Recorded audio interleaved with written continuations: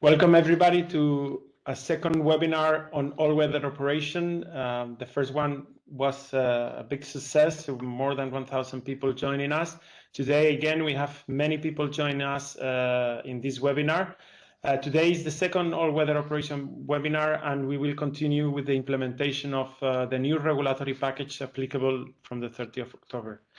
My name is Francisco Arenas Alvareño. I am the project manager of Rulemaking Task 0379, and welcome you all to this second webinar. We're going to start with the agenda today. The first presentation is going to be mainly a kind of an authority EASA session on all-weather operation implementation. Before that, we're going to start with a welcome speech from John Franklin, Head of Safety Promotion, next to me, and my section manager in Aerops, Micaela Verissimo.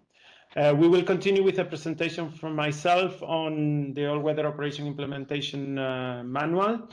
Continue with Bo Ekerberg, Swedish Transport Agency Inspector, the godfather of low visibility operations here in Europe, where he is going to explain to us the approval of the ongoing operation and the transition to the new regulatory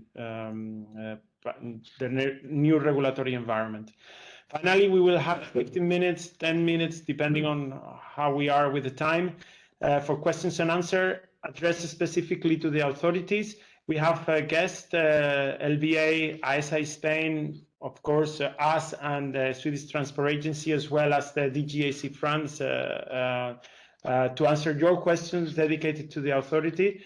We're going to have a break, a coffee break, then later, and then we will move to the stakeholder session. The stakeholder session will be around 2 o'clock, and we will have an explanation from IATA, Stefano Prola, regarding previous operational data. Remember that on the first webinar, we already have the point of view of the authority with Karsten Milt from LBA that explained us a little bit about previous operational data. Now it's going to be more focused on the operation side and the operator side with Stefano. Later on, we will have the how are the plans for DHL with Valentin Minin, to explain, as I said, how they are going in DHL with the implementation of all-weather operation. We will have a new guest, David McPherson from the European Union Agency for Space Program. He's going to give us a presentation on EFVS in the context of SBAS operation. And then finally, we will finish with 3 little presentations from Jepsen, Naplu, and Lido regarding what the service providers are doing for you guys for the implementation of the all-weather operation regulatory package. We will have a break, another 10 minutes, and then we will have a panel discussion and questions. Here, of course, the first session with the authorities, we will like you to, or we will choose the questions. Please answer the question now, make the questions you want now, but we will choose on the first one questions related to the authority. Okay, and then in this one, in the panel discussions and questions, you are welcome to provide, and we will try to answer all the questions from anybody and all kind of topics. So without more delay, I want to give the floor to John Franklin. John, welcome. Thanks, Francisco, and hi everybody, and welcome to our studio here in Cologne for this webinar. I'm just going to go through a few basic ground rules for the session to hopefully get the most out of it. If in terms of questions for the session, you'll hopefully see in the bottom right hand corner an X and a Slido button, and then you'll be able to answer and up or down upvote other people's questions on Slido. That's fairly easy, hopefully, and you find that okay. Please don't use the Q&A function itself in WebEx. We do everything through the Slido, then we keep a much better record of everything. If you have any technical difficulties or any problems, please put them, or any messages to me as the host, put them in the chat part of the session, either privately or to everybody, and we will then answer and support any problems or questions. I would say one thing we've learned with these webinars is that if you have a technical problem, perhaps try opening it with a Chrome browser. That seems to solve the vast majority of problems that people have, particularly with the sound. Perhaps one last thing just to say is that All of the materials, the presentations, and then the recording will be posted through the event page, and I put the event page in the chat already. And we also put all of the materials for all-weather operations in the all-weather ops page of the community site. And again, I'll post the link to that in a few seconds, and everything will be available there. So hopefully you'll have an enjoyable session and look forward to some good discussions. And now I'll hand over for the introduction to Michaela Verissimo, who's the section manager for air operations here at EASA. Michaela. Thank you, John, and good afternoon, everybody. It's nice to see you again. Welcome again to this workshop. I'm very happy to see all of you again around the screen, and especially I would like to extend a warm welcome to the colleagues from authorities and industry that are joining us today as presenters and panelists. Because I'm sure that this workshop is going to be much more interesting with you helping us. We have been organizing a series of events. This is not the first workshop on all our operations. We've also organized workshops on fuel. And the purpose was to share information that we hope will support you all with the implementation of the upcoming requirements.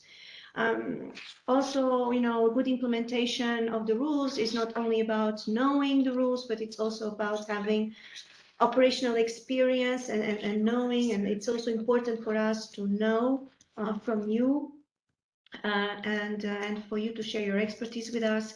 So it is really great to see so many people around in this workshop, and we hope that you share your expertise with us, as this is essential to make this event a success.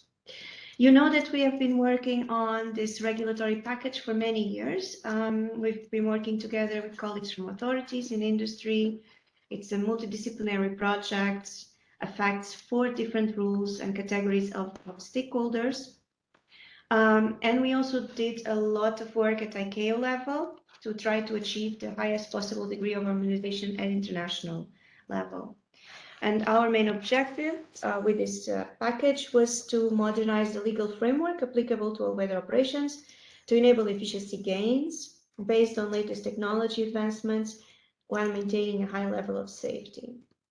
The result, we think, is a set of performance-based and technologically neutral rules, which will enable the use of existing technology and facilitate the introduction of future technology developments. This was very difficult to achieve, but it was, we think, essential to bridge the gap between the accelerated pace of operational reality and technological development and the slower pace of regulatory intervention. The changes that we have introduced with the all-weather operations package will enable more efficient operations, will make available a wider selection of alternate aerodromes, and reduce the possibilities, the need to divert. We hope that this will contribute to a more sustainable aviation by decreasing fuel intake, operational disruptions, and environmental impacts. So over the next hours, as Francisco explained, you will get an overview of some changes introduced from my colleagues, both in the area of operations, but also in certification and aerodromes. Francisco will explain to you what we have been doing to try to support implementation with the all-weather implementation manual. You will also hear from colleagues from authorities, operators, other stakeholders that are working closely with us on this project and will share their own specific insights into the new framework.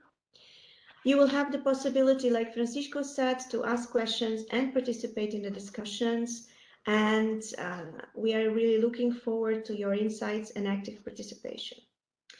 Before I leave you to discuss or to hear from my colleagues, there is one point that I would like to address. And that is that it has come to our attention at EASA over the summer break that some operators are struggling to implement the new rules on time due to a variety of reasons. This is by no means a uniform situation, as we also have information that other operators will be ready to implement the new rule packages on 30 October. We have met recently with the competent authorities, and we are now collecting information from them with the objective to get a full picture of the scope of the issue and also evaluate exactly what the needs are. I think it is clear to everybody at this point that postponing the applicability date of the rules is no longer feasible. We no longer have time to process a rule amendment through the legal processes. And honestly, in our opinion, it's also not desirable, considering that some operators will be ready to implement the change and have undergone a substantial effort in order to do this. But we will need to find a way, of course, to address the needs of stakeholders. Yeah, we still don't know what that is going to be exactly. Like I said, we are still collecting information. We will discuss with the authorities and agree with them on the best way forward. We do hope that by the time we have the next workshop, we will have more clarity on this. And then we will share more information with you. But for now, this is all we can share with you. So while I, of course, encourage you to include information about implementation and questions, please note that at this point in time, it's going to be difficult, not to say impossible, to actually answer and give you any more details than what I'm giving you at this point. But of course, that information will be taken into account, and we can also include it in our discussions going further on this topic. So that is all from me. For now, I wish you a very interesting and successful afternoon. Thank you very much, Micaela. So we will continue with the agenda. We should finish this session at 50 past.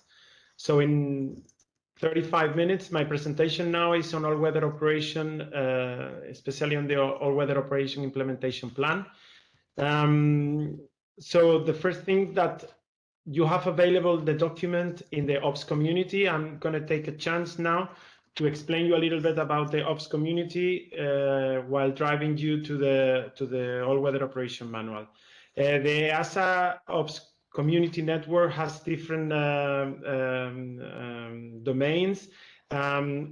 This is the welcome page, and here you have the air operation, and inside the air operation you have flight operations there, and then you can click there, and then you have content on all-weather operation, EBT, and some other topics that may be interesting for you.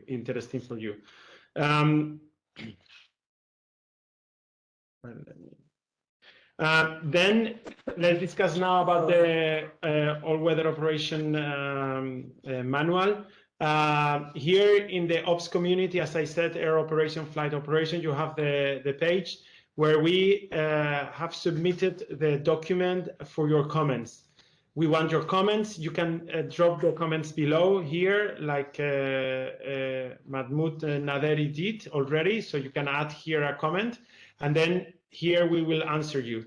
We also receiving comments, especially from the authorities, through the regular advisory bodies, the official advisory bodies of EASA, either through the AeroPSTEP and the FSTEC. At the moment, they are very active. And the new version that I'm going to explain to you now, remember the original version was the version 0.0. Now we are in the 0.1, and probably in a couple of weeks we will submit another version 2, because we already have collected frequently questions and answers, and that will be the next step for the version 0.2. We will have a little bit of collections of frequently questions and answers. At the moment, we have the version 0.1, and that's what I'm going to describe. Ideally, by 15th of October, 30th of October, the all-weather operation implementation manual that today, and I'm going to click there and show you the manuals, that today is a preliminary version, a draft provisional version, will become, we will remove the title of draft provisional, and it becomes an all-weather operation implementation manual. And that's the plan for October, end of October, to as I said, to make the manual, official. The manual was done in collaboration. EASA Spain have produced a Spanish version. They have their own implementation manual.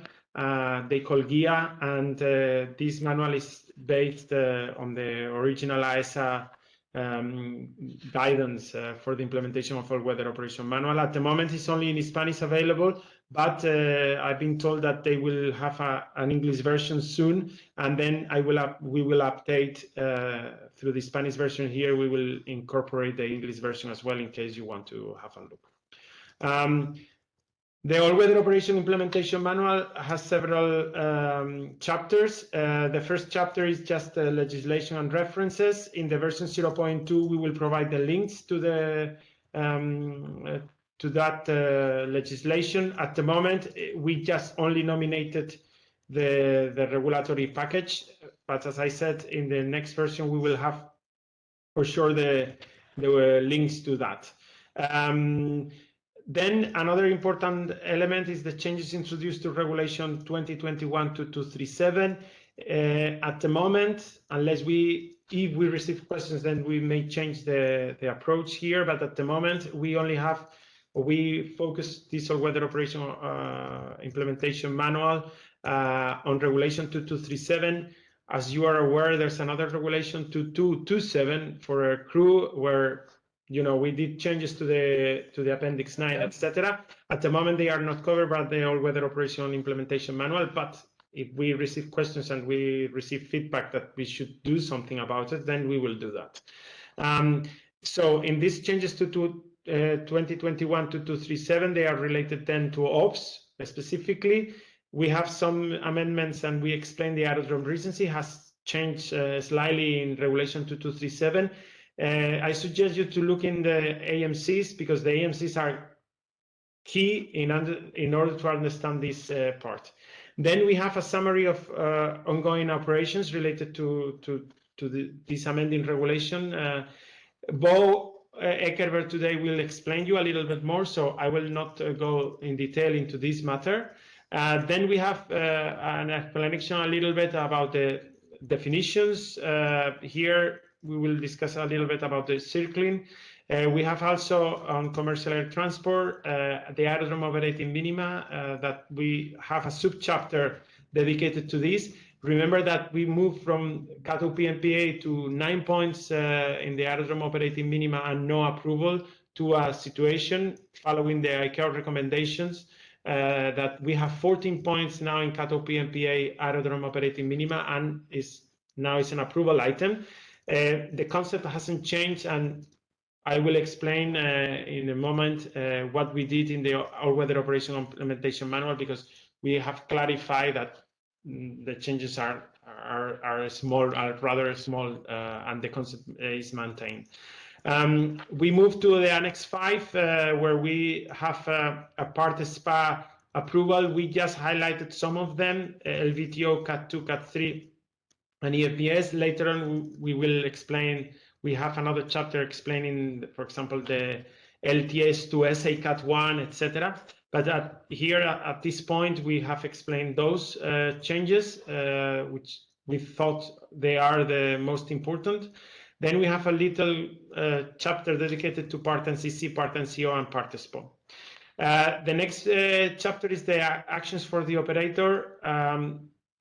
There's a guidance, a project guidance, although today, Valentin, and in the previous workshops and in future workshops, we will continue to gather the experience of other operators on the implementation. We think that these actions may be good for you. We pay special attention to the MEL because there are some information that it might be necessary to highlight. Sorry, for some reason it changed. And then sorry for this small editorial. We will fix it in the next version. Then we have actions for the service providers. we're going to have 3 presentations today, so I will not go too much into the details. And then finally, in which I focus a little bit more in my presentation, we will go into the actions for the authority. There's elements of Cat3 alpha that we think that is necessary to highlight, and we will do that. Then it's also what I discussed about the SA Cat 1 and SA Cat 2. And then finally, we have some amendments in the IP. We have today here with us Vasilis, which is our aerodrome expert. And if you have any questions about the IP, the upgrade of the IP into the new regulatory framework, then we have the right guy to answer some of your questions, if possible. Sometimes it may not be possible. Then finally, we have an example of the OP spec. As you know, it has been changed. We included the operational credits and SA Cat 1 and EFVS, and that's our new. And then the OP spec, we have an example that you can have, or you can look at this. So without more delay, I have, let me see, I have 5 more minutes. I would like to highlight the aerodrome recency and the aerodrome Oro FC 105. There's been some changes. What is important, I think, for you guys is to give you the highlights that there's no change from the previous regulatory framework. Yeah, the words on the regulation have changed. You will ask why there's no conceptually haven't changed, why you changed. First, there was an ICAO amendments that we had to address. And then secondly, we try to be more performance-based. So we have removed and become more performance-based in the implementing rule, so that if in the near future there's new technology, for example, for the aerodrome training recency, like virtual reality and things like that, then we are able to address much better these technology changes. And that's why, that's the background. Again, the concept has not changed. We clarify, for example, here that a category alpha is like you used to do. Jepsen, Lido, or NAPLU charts are enough information there to provide the necessary knowledge to the pilots. And then plus your aerodrome, your operations manual C is more than enough to get familiarized with the category alpha airports. Then we have the category Bravo that, as you know, is every 12 months, and it was not necessary to be in any particular device. And then finally, the category C that requires a device, an FSTD or something like that, or a visit to the airport. And that's it. The concept is still the same, and maybe it's important that the 3.11, the aerodrome recency category alpha, is clarified there, and it may be important for you. We are in discussions with operators to see if we need to include in this chapter the route and area knowledge. Let's see if we need to add a new chapter there, because the route and area has become more performance-based again, and you know, Lufthansa and other operators are happy with this amendment, and maybe in the next webinar, or if you make questions about it, we can invite for this purpose Lufthansa to explain you the new approach to route and area knowledge. Here in the summary, we have a summary of approvals for the ongoing operations related to the new regulatory framework.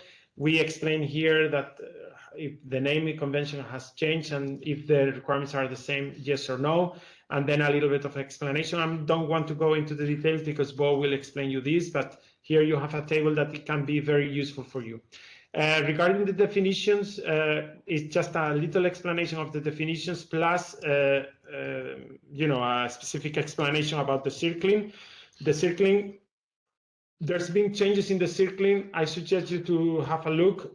One of the main changes is that the tables now, for example, for circling, move from 5,000 meters to 2,400, 2,500. I can't remember exactly. So that the tables of EASA are now much shorter. However, this doesn't mean that you may require to continue flying the circling at 5,000, but the tables are reduced, and there's a little bit of explanation about it, and further information on the guidance on the circling, including this tabular guidance that it may be appropriate for you. Then the next chapter, and let me go, that's the table I was referring to, was 2,400 meters, as I said. Then the next one is for commercial transport. This explanation is generic, and then we include some specific information about the aerodrome operating minima in CATO PMPA 110. We have two tables, one to explain what is the expectation to get that approval on the aerodrome operating minima, which is this first table, and then followed by a second table where we explain the difference between the 9 points that we have before in CATO PMPA 110 point Charlie and the new one in CATO PMPA 110 Bravo, which are 14 points. Here, I think the most important and relevant amendment is that now it is required a prior approval. Again, this is not an invention from EASA. We didn't want to put extra approval just for the sake of putting extra approvals. ICAO has amended the Annex 6 and the DOC, the all-weather operation manual in ICAO, and both indicate that we should have a prior approval item here in the aerodrome operating minima. So in order to be coherent with ICAO approach, then we had to amend this part. Here you have a chart where it can help you to explain and to guide you in all of those 14 points. And then we have included as well a regulatory comparison from the new CATO PMPA 110 to the old, or the old from the old to the new, with some remarks, and you will see that basically there's no changes. Even though, for example, this is a new, the number 3 is a new point, but actually it's not a new point because it was already required in the basic regulation, and you know, the statement that you need to comply with the limitations of the AFN, it was so obvious that it's really not a change. Okay, so then we continue with the specific approvals on SPA. We provide a general overview of the changes, and we focus a little bit our attention in LVTO because there's been a lot of questions regarding the LVTO.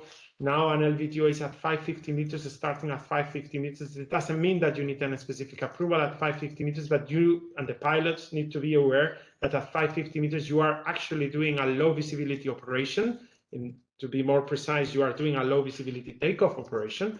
However, you don't need a specific approval. Then at 400 meters, you start needing some things, you know, and here we have provided, and this is new in the new version, a table of, let's say, of how the LVTO progress as you reduce the RVR.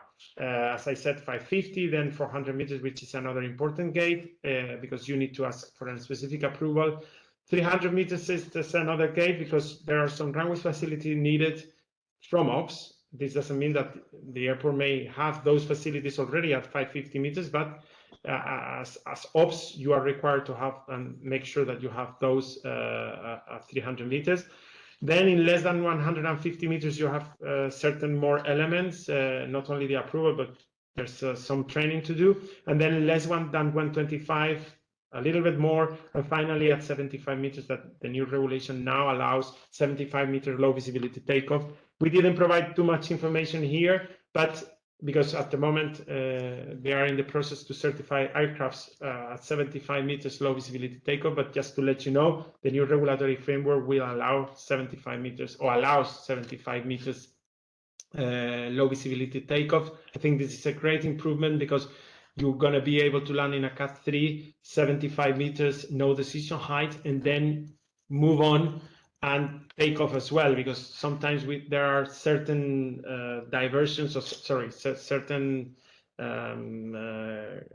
routes and certain airports whereby the aircraft can land, but then it cannot take off because the 75, you know, from 75 to 125, they cannot take off. Then we have some explanation about Cat 2 and Cat 3. We provide further information on Cat 3 later on in the authority part. Here there's an explanation with, you know, Cat 3. Remember that we have deleted the Cat 3 Alpha and Bravo categories, and now there's only a simple Cat 3. Then one element that is important is this table. The old Cat 3 Alpha is been, let's say, kind of move on to this part, and then or this part, depending. And then you have the old Cat3 Bravo, which is now this bottom line, which is fail operational. But again, the Alpha and Bravo has been deleted. There's a little bit more information there if you want about fail passive and fail operational. We have included as well some explanation about the EFVS, which includes some elements as described here. And we move on to the flight crew training and on all-weather operation. There's a GM that explains the whole philosophy of the training for LVO with a table that includes all the approaches and maneuvers that are necessary for each type of operation. And this expands a little bit more the explanation that are already in that GM. Have a look because it might clarify some more questions that you may have. Finally, to conclude chapter 3, there are 3 or 4 more explanations on NCC, NCO, and SPO that are there to provide you a little bit of support of the regulatory changes in those parts. The actions for the operator continue to chapter 4. I think we have provided you a list of 15 items that you need to check just to make sure that as you progress through your implementation, just read those 15 points and make sure that you can maybe use it as a checklist, these 15 points. One element, we focus on the notes on the mail. There's been a lot of discussions about the mail. Probably the master mails may not be updated by the 30th of October. It doesn't depend on you. You as an operator, but remember, we have explained a little bit here that you can amend your mail and upgrade to Cat3 instead of Cat3 Alpha and Bravo and make some changes. And we explained a little bit how it can be done, and we provide a best example from LBA Germany, from Karsten. And thank you very much again to LBA for providing us this. The actions for the service provider, we're going to have a presentation today. Just to summarize, the most important elements on this chapter are 2, which is that we've been working with the service provider to make sure that those minimas that will require an increment on the 30th of October, and we are only aware about 2 clear examples that we provide here. It's a non-exhaustive list that I will describe now. There are very edge case scenarios in which the minima on the 30th of October will need to be increased. Generally speaking, is the opposite. So for most of the changes we have see is that the new regulatory framework will allow you to reduce your minima in many cases. So we invite you, and that's why we invite you to also from a market point of view, it's important that you join to the new regulatory framework. But there are 2 elements in which the new regulatory framework will ensure or will require that you upgrade or increase your minima. Those are a non-precision runway served by a precision approach, so an ILS approach into a non-precision runway. This is very we've been searching for an airport like in these characteristics in Europe, and we couldn't find. Maybe I am not an expert in charts, but as far as I know, there shouldn't be any situation like this. However, if you have an ILS in a non-precision approach runway, then your minima probably is subject to be increased after the 30th of October. And then the other one, it would be a very particular case, because I discussed with Airbus and Boeing, and they don't have such an aircraft, but it could be that there's an aircraft which is category 3 Alpha certified with no precision height.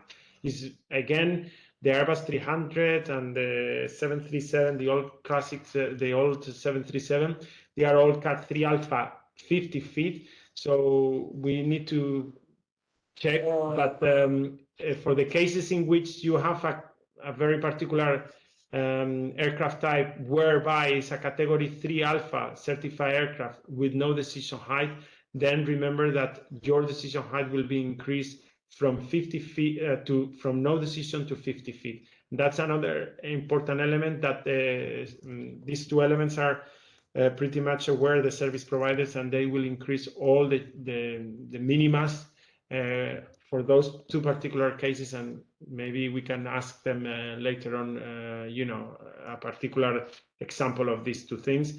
But again, they are very, very edge case scenarios. And as I said, at the moment, I didn't have a concrete example because the information I asked is that at the moment, although theoretically in the regulation can exist, it's a very edge case scenario that I am not aware of a concrete example on this matter. Remember that we have introduced Type A and Type B instrument approach operation, and we have provided a little bit of an explanation, and that has an impact in the fuel planning and aerodrome selection. This is another regulation, but it's important to highlight because the aerodrome the planning minima has changed in that regulation to accommodate the Type A and Type B. Finally, we have the actions recommended for the authority. Again, we have 6 points that it may be good to review. On regards of the authority, we say that also the fuel schemes has an impact. They are impacted by the fact that the all-weather operation regulation has been introduced. There are both the fuel schemes and the all-weather operation has the same applicability date, and that's why they have the same applicability dates, because both of them are related. One important element is the Cat 3 Alpha. I already discussed the importance to increase the minima from no decision to 50 feet in the Cat 3 Alpha, if there's the case in which an operator was authorized for Cat 3 Alpha no decision, which is very unlikely. But another point is that now with the new regulation, the old, let's say, Cat 3 Alpha is now moved to 175 meters. So there's a reduction of 25 meters that is available for the operators. However, if for the 30th of October, unless you have a specific approval to amend this value, we recommend that you keep at 200 meters, because the change from 200 meters to 175 meters will require training of your pilots, changes of the SOPs, etc. And we believe that it's better that you continue with the 200 meters RVR, change what you need to change in the on the 30th of October, but hold on a little bit this specific 25 meters, and then later on during the year, when you are ready and all the regulatory amendment, all the regulatory changes produced by this regulation are settled, then apply for those 25 meters. But there are considerations on flight crew training, SOPs, etc., that needs to be taken into account in order to reduce those 25 meters. So again, we recommend that you keep the 200 meters in this transition on the 30th of October, and then later on during the year, on summer next year, you move on from 200 to 175 meters. For the special authorization SA Cat 1, remember that the SA Cat 1 is a new type of operation. It's just not like the Cat 3, that more or less there's an equivalency and the requirements are the same, just a few small changes and a few editorial things from Alpha to Cat 3 only. So we remove the letter. But here in the SA Cat 1, the changes are much more relevant. You will see at the beginning of the manual that those in the table that I described before, there was a real change. And therefore, I recommend you to not, to take it slowly and read carefully this part. With SA Cat 1 and from SA Cat 2 to OTS Cat 2, the situation is a little bit different. And yes, the requirements OTS Cat 2 to SA Cat 2 are pretty much the same. And finally, we have an example of the OPSPEC that you can have a look how to write the new terms and there's a few examples depending on the authority. They will choose this example, the short version or the long version. Any questions? Anything that you want to add to the all-weather operation manual? As I said, you can click on the comments below here, or contact us, John or me, for further information. So thank you very much. I move on to the next presenter. Took a little bit longer than I expected, but we are still on time. Bo Eckerberg. I'm going to stop sharing while I introduce Bo. And Bo, you are ready. If you are ready, you can start sharing. Bo Eckerberg was a former inspector from the Swedish Transport Agency. For you guys to know, Bo was the project manager in the in the JAROPS that developed the regulatory framework that we have back in the 90s and that applicable since 2001. So he's basically the godfather. He always say that it was a team effort. Of course, there was a good experts in that group that developed the JAROPS, but you were the project manager, and all the Europeans, aviation personnel, thank you for that effort and to establish the path to a great regulatory framework or low visibility and make possible the what we have today. So Bo is the godfather, and he will continue to be the godfather of all this. So without more delay, welcome, Bo. The floor is yours. Thank you very much, Francisco, and good afternoon, everyone. So I'm just going to give you a brief introduction on what the Swedish authority thinks is necessary to have to do to implement these rules. So I jump right onto it and look at the scope of this. It's all-weather operations. It concerns CAT, SPO, NCC, and LVO, of course, SPA LVO. What we mean by ongoing operations is, which is the focus for what we are looking at right now, to have a chance to cope with the deadline of 30th of October. It's the same operator using the same aircraft at the same airdromes and runways and doing the same kinds of operations. That is what we're looking at right now. Anything else will be handled as an application for a new approval, and it will have to take longer since we are pretty occupied with doing this now. And what we're looking at and we are presenting to you is the actions that we foresee as an authority, and they are, as Francisco just explained, they are more detailed in the AWO implementation manual in chapter 6.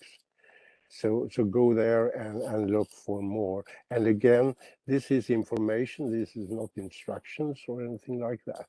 It's the best estimate for the time being.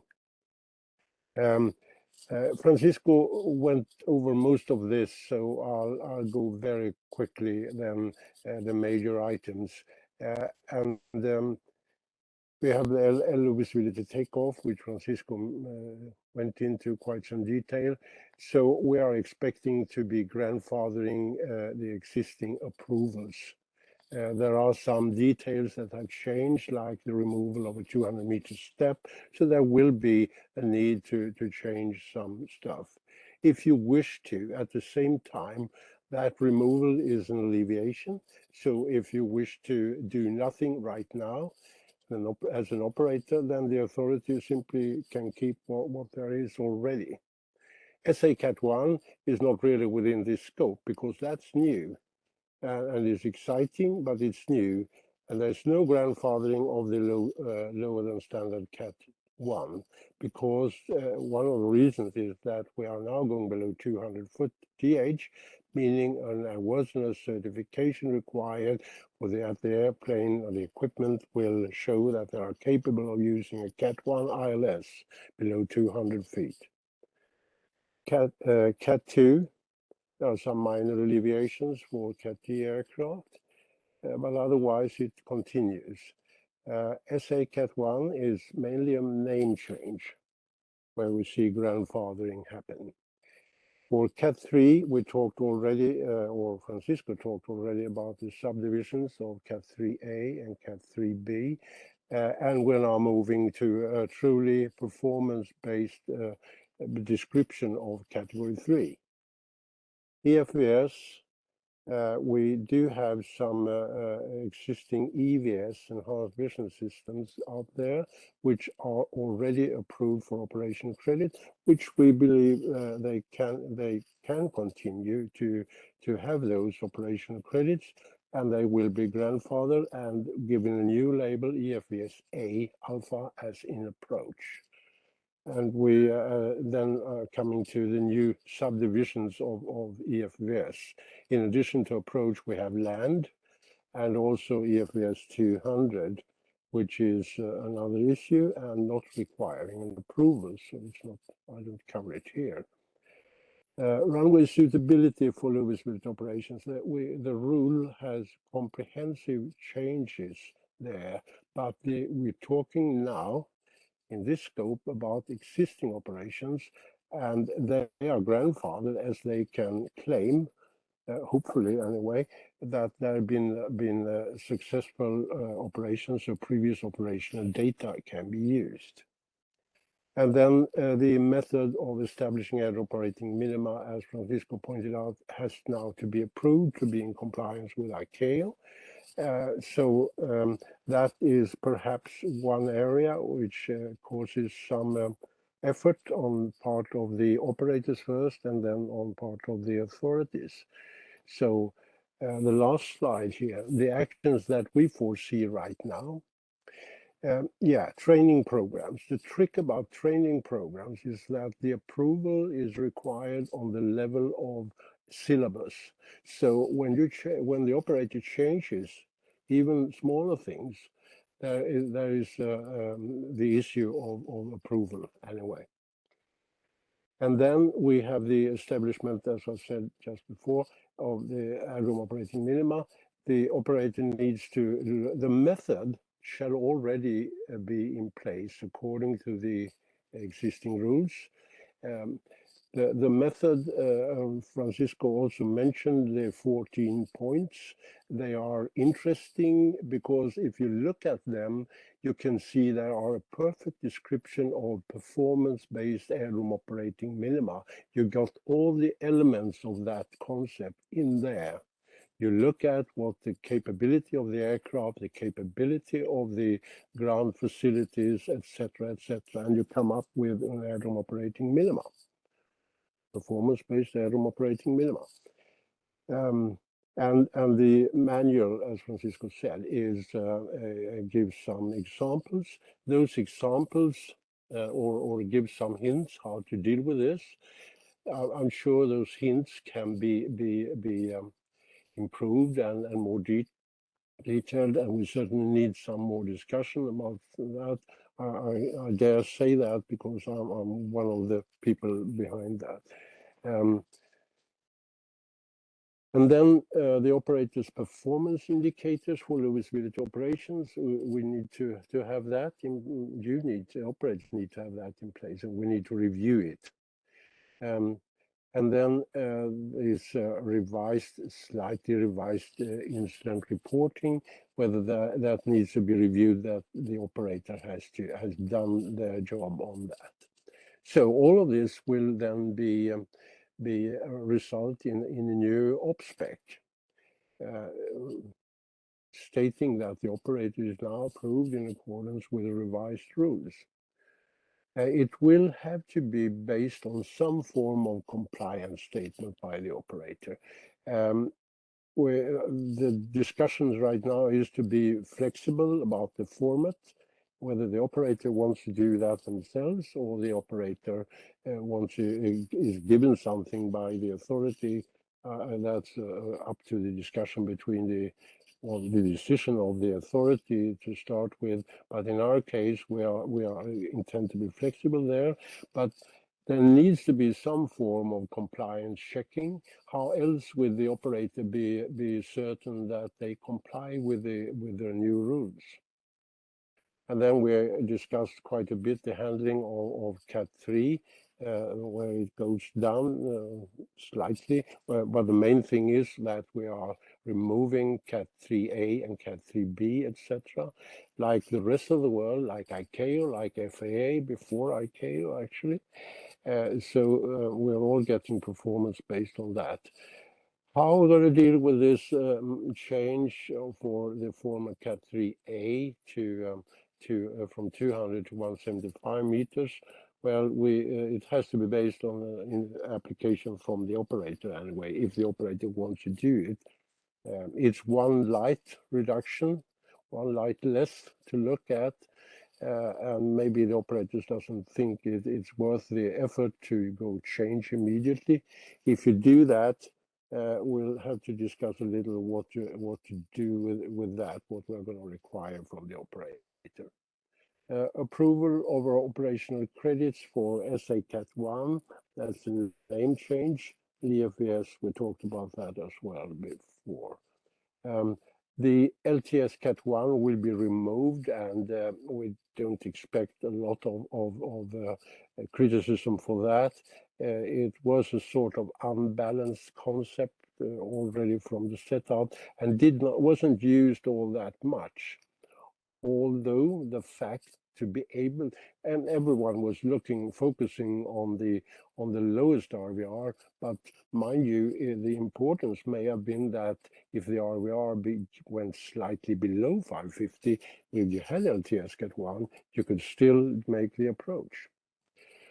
Okay, and then we have examples about the OPSPEC in the operations, in the implementation manual, where there can be short or long versions. And we discussed a bit between the authorities and the EASA what's the purpose, and we ended up, if you want a very short version, the purpose is to be able to show the ramp inspectors what an operator is authorized to do.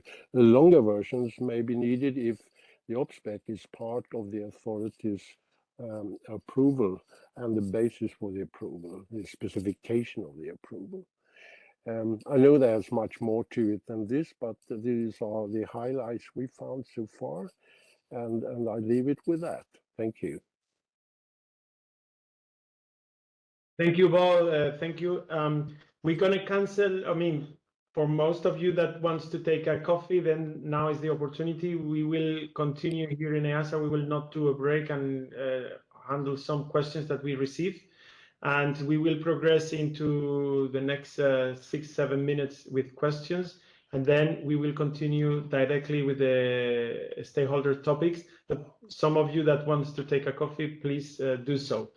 So the first question that we receive or that we want to address is one question to EASA from an anonymous.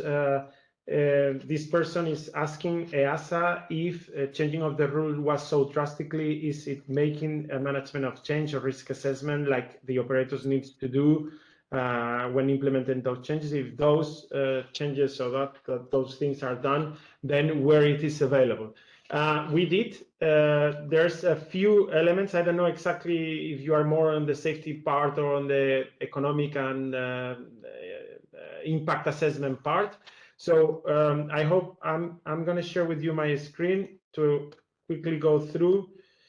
So this is the stamp process we did. This is the start of the document, but this document was shared with, one second, let me see if I can go into the, okay, now. So that document was shared with you guys in the all-weather operation, one second, problems. In the all-weather operation workshop. If you put a all-weather operation workshop EASA, the first hit is what you're going to find. This is the material that we did. It was back done in 2016, and here we share the stamp, the full stamp process, which is a methodology for risks, with the audience of that workshop. It was several days, and it is discussed. I wasn't the project manager back then, but those documents were shared with you guys. Additionally, We have a terms of reference, so if you write Google terms of reference rulemaking task 0379, you will find it here. And this in the terms of reference of you have here. Let me see. This is the document where you have a concept and where we explain among others the changes that we're gonna and a possible impact on that. There's a concept paper in this document, which is here, the concept paper, and there you have possible effects on the European regulatory and what is the affected parts that you will receive. Finally, there's another impact, and this is more like economic and more into market. However, it goes also on debate about safety in the MPA 2018-06.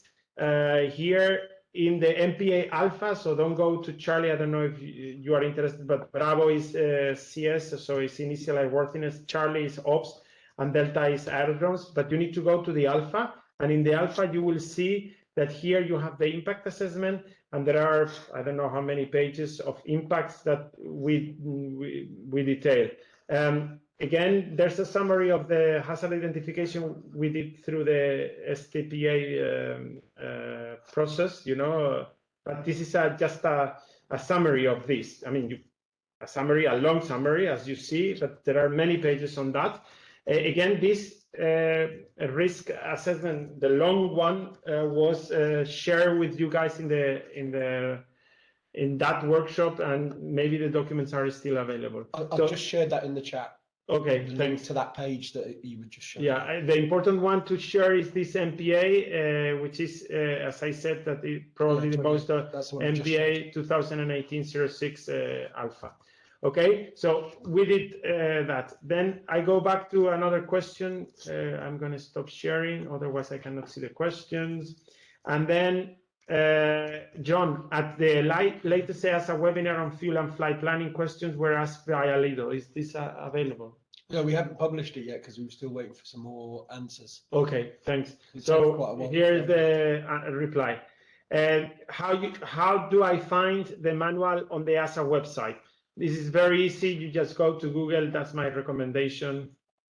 Go to Google, and then you just type all-weather operation manual, EASA Ops Community, and then you will have it somewhere here. Here, the first one, draft all-weather operation manual. So just go Google all-weather operation manual EASA Ops Community, and you will have it. If you forget about Ops Community, it will be this one. It will be a little bit down. It will be here. So it will be. You need to click down there, and you will have as well. I'll put that in the chat as well. Thank you. So next. Oh, sorry, because I didn't share. 1 second, because I didn't share and people couldn't see what happened. So I repeat again. You can put in all-weather operation manual EASA in Google. I hope you can see my screen. And then here you have the draft all-weather operation manual. If you remember, if you have another option, you have all-weather operation EASA Ops Community, and then you will have it on the first one. If you just click all-weather operation manual EASA, you will have it somewhere here down below. Okay. Next question. I'm going to stop sharing. And we have 1 more minute.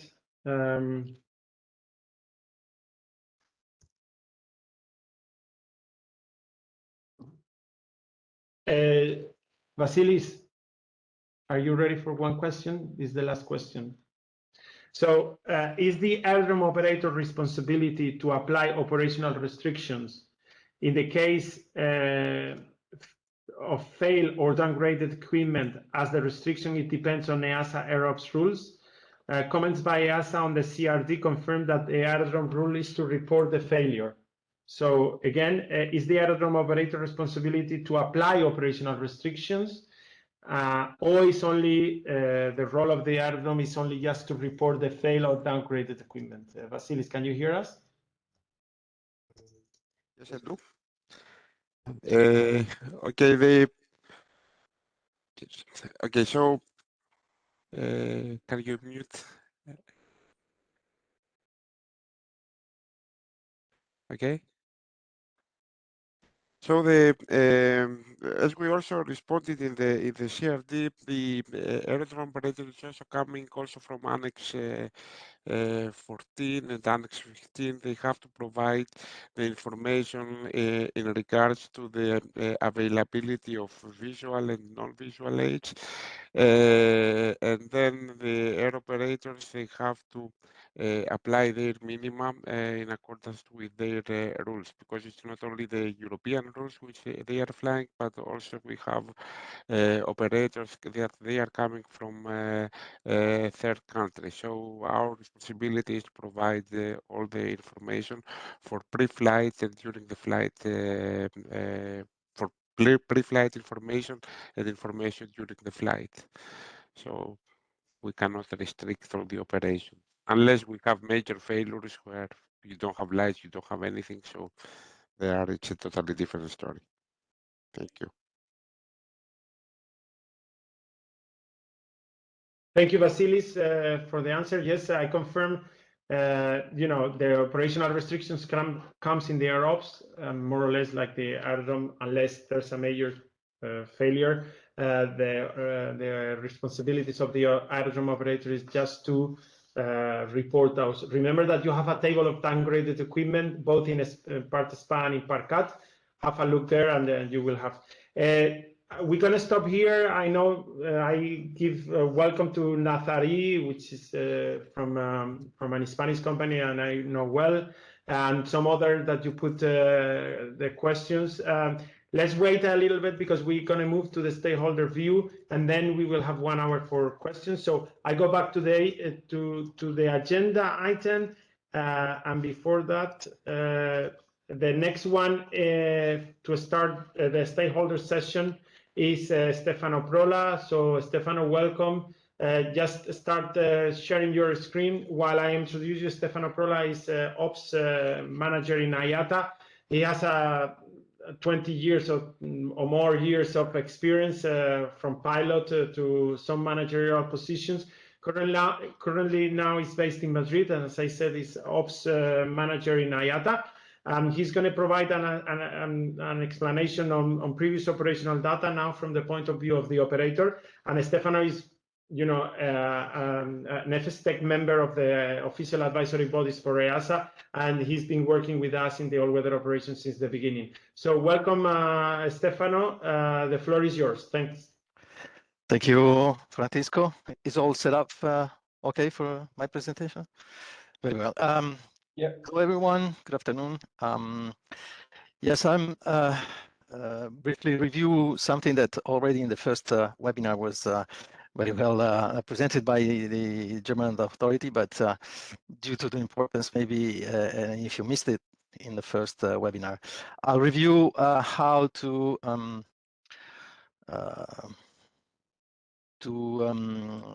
implement the requirements for the suitability of runways for low visibility operations using previous operational data.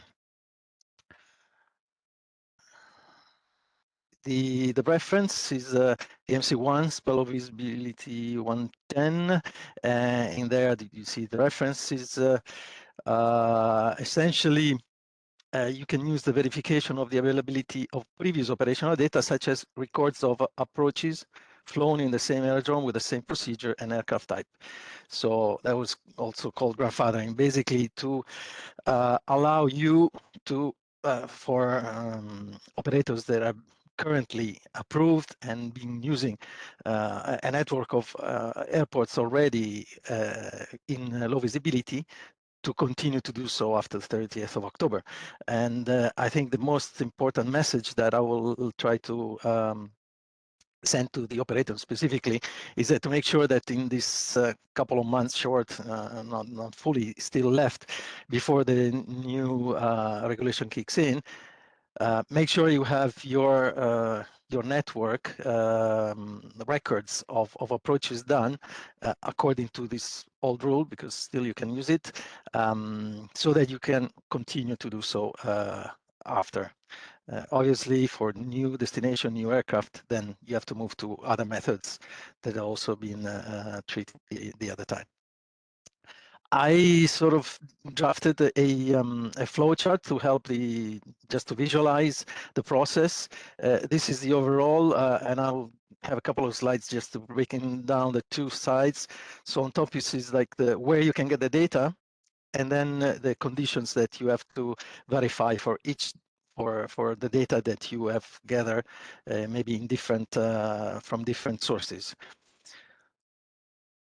So talking about the data sources, obviously the main one, it will be your own, the operator's own data. So approach is done by your airline, and so that's easily said. The next one, it's okay. Let me get this one. So the other main method, we get the present and future coming.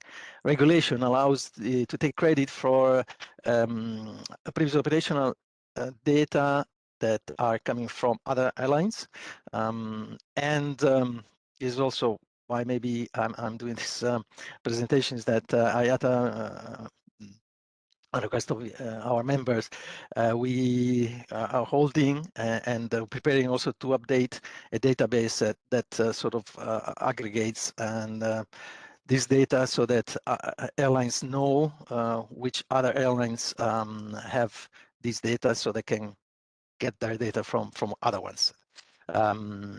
So because otherwise it would be awkward to know where who other airlines are having this kind of data. The third option that is allowing the upcoming regulation is to have data from manufacturers, if they may provide already this kind of experience. And the fourth one is state of aerodrome or operators authorities. Now this is was introduced actually specifically to allow the use of we have one example. The FAA, the USA, are actually focusing and declaring which are the runways that need a particular care. All the other ones are allowed for low visibility approaches, and so through this option, you can basically use most of the US aerodromes for low visibility. Here you see the reference on there's a GM4 Office by Low Visibility 110 that actually clarifies a bit this one, and we don't have a lot of time to go into very particular details. And the other reference I like to make is that, so this is valid obviously for the runway, for the approach, and for one make model. So I like to, there is a GM5 that explains a bit more like this one, and that reference there, that is also in the GM, is showing this the taxonomy from Castaikeo, where you can see the make and the model. So and the concept is that this is allowed for the models having the same type certificate. Just so you can go here and filter and make sure that what is your model. I mean, it's obvious, but in this particular case, for example, it's not applicable to the family, the 320 family. So the model is 319, 320, 321, but still the option, I'll see the next slide, to ask for the extension of other models. Moving on to the conditions, once you find data, hopefully, in one of the options, then you have to verify the conditions. Conditions are also in the MC, basically derived from compatible operations. And there is table 14 that helps you to do this. In the old regulation, there were like, you have to verify the kick method. Was a bit more complicated. This was simplified, and I'll show you an example afterwards. Relevant changes, if, for example, in the approach or in the runway, there have been relevant changes, and there's a GM that suggesting what might be criteria to identify relevant changes, and then safety concern SMS.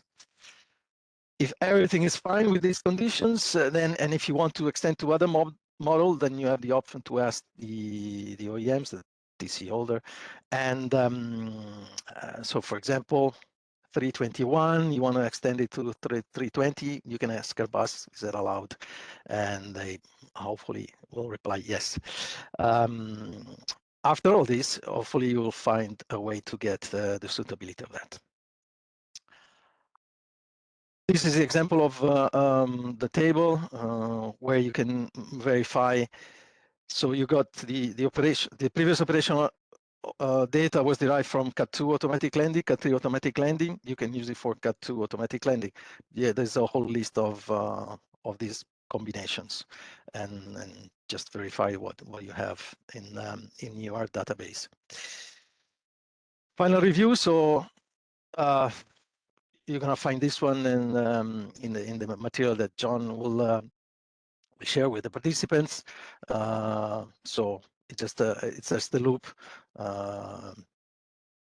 Find your data, verify the conditions, and hopefully you find the solution with the operational data. Otherwise, there are other two methods to verify to assess the suitability. And I conclude again suggesting the operators to make sure that before the 30th of October you have your database of your approaches ready for the next step in AWA. Thanks. Back to you. Thank you, Stefano. So we're going to continue with the second presentation from Valentin. Valentin is, I'm going to introduce Valentin, but he's going to give us the operator's view on the implementation of all-weather operation. And Valentin joined DHL, so European Air Transport, which is the name of the operator, which is, again, is DHL. He joined in 2019 as a flight operation engineer.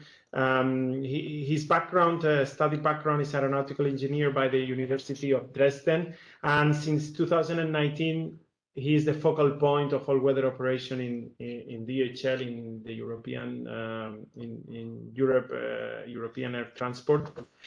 So welcome, Valentin. Can you hear us? Yes, I can hear you. You hear me as well? Yeah, we hear you fine. The floor is yours. Welcome. Perfect. Thank you very much. Hello, everybody. Also from my side to this afternoon session, where I will deliver some insights or a general overview of our personal operator view on the all-weather operation changes compared to my last presentation in May in the first workshop, which was more a hands-on experience or a hands-on presentation on the desktop assessment. This will be a bit more general and individual. I'm pretty sure that each operator will have different focus topics or will have different opinions on what I'll be showing now. But just keep in mind, it is just an overview on our personal experience we had so far with implementing the new rules. And I think this is a very important thing regarding the anticipated timeline I present you here that we have. Please keep in mind, we are also, I think, like most of you guys, in the middle of implementation. So our experience so far is not finished, and we cannot really deliver any opinion or any final feedback. We are right now in the middle of revising all our manuals, all our affected documentation. So I think you know the story best. This will be our current status in a few weeks from now. Maybe the presentation will be different, and I'm happy to update it as well. So for your information, this is our timeline that we internally set for the whole process of implementation until October 30th. So in July, we had the publication of the AMC and GM material. We set as our deadline end of September, September 30th, to have the complete review of the AMCGM material finished, of course, as well as all the drafts of the affected OMs, the affected manuals, checklists, briefings, whatsoever. And of course, then send this to our authority for approval or for acknowledgement. I'm pretty confident that we can actually go with this timeline regarding the LVO. As you are aware as well, the fuel and flight planning changes go kind of hand in hand with the AWO, so the all-weather operation changes, and there might be some conflicts that we have to solve. But later on in my presentation, I will come back to this issue. So between the 30th of September and the EASA effectivity date of the changes, we are also planning to have a hands-on training and instructions for our dispatchers, especially regarding the aerodrome operating minimas for destination alternate aerodromes, as well as a CBT for our flight crews, because what we definitely want to avoid is to revise our manuals just in time, I would say, just deliver the revision to our pilots and say, here you have the new revision, have fun with it. We are really following a concept of delivering guidance for our pilots, which is of course quite challenging in this short time frame. And also we have to include, of course, as Bo was also mentioning, our training department for reflection of the new minimas. Very important, I think, is the last point, and that's one of our concerns I will refer to later on. We always perform a very extensive user acceptance test if any systems are affected by regulatory changes, and we think it's quite challenging to have this test and this acceptance test within the time framework. So I'm also happy, of course, in the comments or whatsoever to gather your experience from other operators about that. So just to let you know a brief overview over our main tasks regarding the documentation. Of course, the manual that will be affected the most is our operations manual part A, especially chapter 8. In the chapter 8, we reflect everything from aerodrome operating minima to the chapter 8.4 low visibility operations. And this all needs to be revised and quite extensively. And just some examples here, the removal of LTS Cut 1. So we were using LTS Cut 1 more or less until now. So this one has to be, of course, removed from all the documentation. Just in case you might wonder here, we are not using OTS Cut 2 currently, meaning that the implementation of SA Cut 2 or something similar is not affecting us in the moment. So like I said in the beginning, it is a very individual view of the changes that I delivered to you here. Also what Bo was mentioning and Francisco as well, is the new RVR minimum for the former Cut 3A approaches, going down from 200 meters to 175. We are right now planning to implement the 175 meters, therefore are facing what Bo was talking about and Francisco with the, let's say, alignment of training material, syllabi, and our operational documentation. This is one of the biggest challenges in my eyes, that you have many different stakeholders or departments involved in the changes, and it's not always easy to align the time frame here, but you have your own experience with that for sure as well. What we also revise is affected checklists, LVO approach briefings that we deliver to our pilots. We will reflect all the terminology changes of the new Cut 3 determination to the 30th of October. Like I showed before, our aim is, or our target, even to have it finished until 30th of September. I think in the very first presentation or on the agenda, it was mentioned that there might be editorial changes in the MEL as well. We actually faced this too. It's just slight changes, but just to keep you advised, do not forget to check your MEL regarding the new rules. It is possible that you need some editorial changes there as well. Let's go directly into the challenges and also concerns I think this is a quite common sense that it is a comparable short time frame with a big amount of changes, with affecting almost every operation manual for the operator. The challenge focus may differ from one operator to another. It's no question about it. It depends on your operation. It depends on your staff availability. It depends on your current documentation status of the manuals. So, like I said, feedback is very welcome here for me and other operators as well. One big topic is, of course, a dependency on third-party providers. So, for example, the chart providers. That's why I'm really looking forward to the presentation of the colleagues there, because until now it was not really clear for most of the operators what to expect the changes to be in the route manual, route material, or the flight planning system, and when and how the switch over to the new routes or to the new layout can be expected. And this is something that I think every operator needs before he can actually finalize his instructions and training for the flight crews or the dispatchers. I mentioned it before. We have the opinion that the time is really short for an intensive testing and hands-on training, especially in regards to the system updates. But I don't want to go further with this, as we have our colleagues from the chart providers or the service providers later on, and maybe I'm pretty sure that some questions will be answered there anyway. I was reaching out to some colleagues in the European airline community to share their thoughts and their concerns or challenges about the new rules. So if any one of you guys are listening here, thank you very much again for contributing some aspects.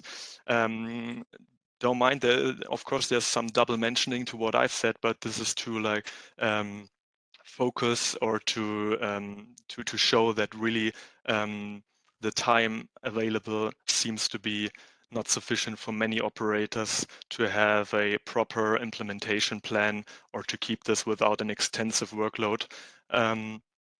What contributes to that as well is some interpretation issues regarding some unclarities in AMC GM material that took additional time to clarify, also maybe get back to EASA. And I personally had the feeling, as I'm responsible for this in our airline, that every day counts here. And when you have like a delay or interpretation discussions for several days, this is really missing out in the end. Something I thought worth mentioning is this part, risk of quick and dirty solutions due to time pressure. I am pretty much aware that this could be an issue. I hope with the implementation manual we can actually avoid any kind of this quick and dirty solution, as this is of course nothing desirable in terms of safety. The dependency on the third-party providers I already mentioned. From my part, just to highlight here again that many airlines were having questions on how the service providers will act when they will update the material. So what we as German operators did here, all major German operators, us including, we made a request for a exemption from the new rules. So let's say I called it a grace period for 6 months. For the parts or weather operation and fuel and flight planning. It is based on and regulated in the Article 71. I depicted it here for you.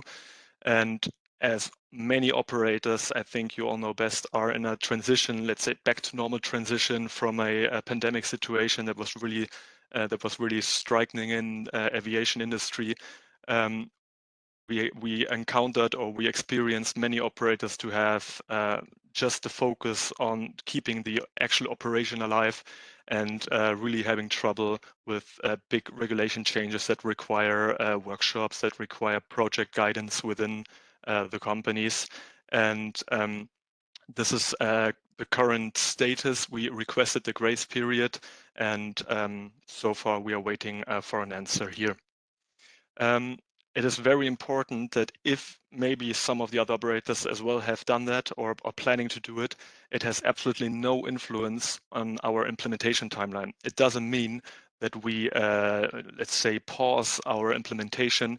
Not at all. We are focusing hard and working hard on the implementation until 30th of October. So our aim is to be finished and not use the grace period. However, we have the opinion that it can really, really help to ensure a security or safety buffer in case that any unpredictable things happen, any systems might, the user acceptance test of the systems might encounter any troubles, to have a grace period that ensures a smooth transition also, and especially, of course, for the crews that are confronted with many, many changes over the last years. So really important, don't pause, don't step down with your implementation efforts, although maybe this exemption will be granted to you. Continue as usual and continue very focused. This is the pledge I want to do here. And yeah, without further ado, I'm really curious about any comments, questions on the EASA side, experience from other operators. And thank you very much for listening. And I go back to you, Francisco. Thank you very much, Valentin. We have the opportunity to receive questions. We still have a lot of questions to answer, and please keep posting your questions. There's some questions that we just received, Fabio from the authority on Cat3 Alpha, etc. We will answer them later, but in the meantime, we will continue with this stakeholder session. Now is the turn for the implementation of EFVS in the context of SBAS, of satellite-based augmentation systems. Our guest is David McPherson. He's based in Madrid and been based in Madrid for a long time now. But he's originally from the UK. He's an engineer of the University of Madrid, of the Politécnica de Madrid, and he's been in several consultancy and engineering jobs, including NATS for the design of instrument flight procedures. But since more than 3 years, he's an expert, a consultancy expert on the ESSP. He's based in Torrejón, managing, the satellites. He's currently working for the European Union Agency for the Space Program. David, I don't know if you are there. You can start sharing your screen and presentation.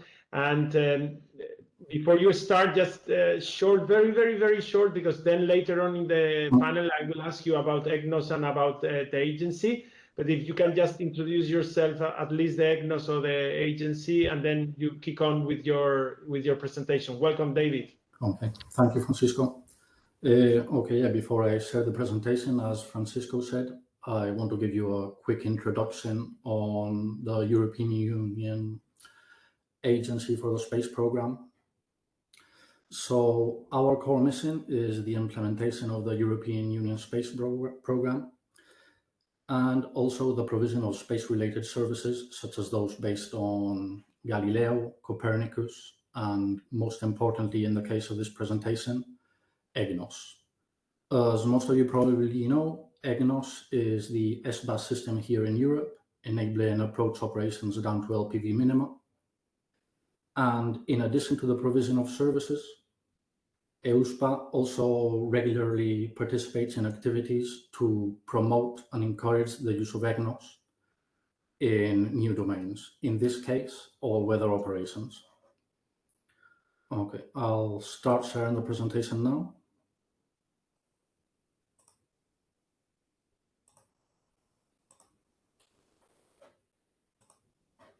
Okay, can you see it, Francisco? Yes, we can see. Thanks. Yeah. Okay, great. Okay, so probably as almost everybody is aware at this point in the second all-weather operations webinar, the latest amendments to the regulatory material have included provisions or modified previous provisions that allow for the use of enhanced flight division systems in order to obtain operational credits during straight-in 3D approach operations. I'll go into detail a bit more on a later slide, but in summary, we have identified that EFVS and SBAS technologies become a very good partnership in the aim of implementing all-weather operations. With that in mind, we have developed these guidelines. I'm going to start by, by sharing the main objective of the guidelines with you. As you can see now on the slide, the objective is to provide high-level material for aircraft operators and aerodrome operators to promote and facilitate the implementation of EFVS operations based on SBAS. I think it is important to clarify what we mean in this case by high-level material. So this is not an official publication. It's not at the level of accepted means of compliance or guidance material. And therefore, it's not meant to exempt aircraft operators or aerodrome operators from doing their own assessment of regulation and creating their own implementation process. The objective, let's say, of the guidelines is to provide support. Sorry, I can hear someone now. We have somebody who...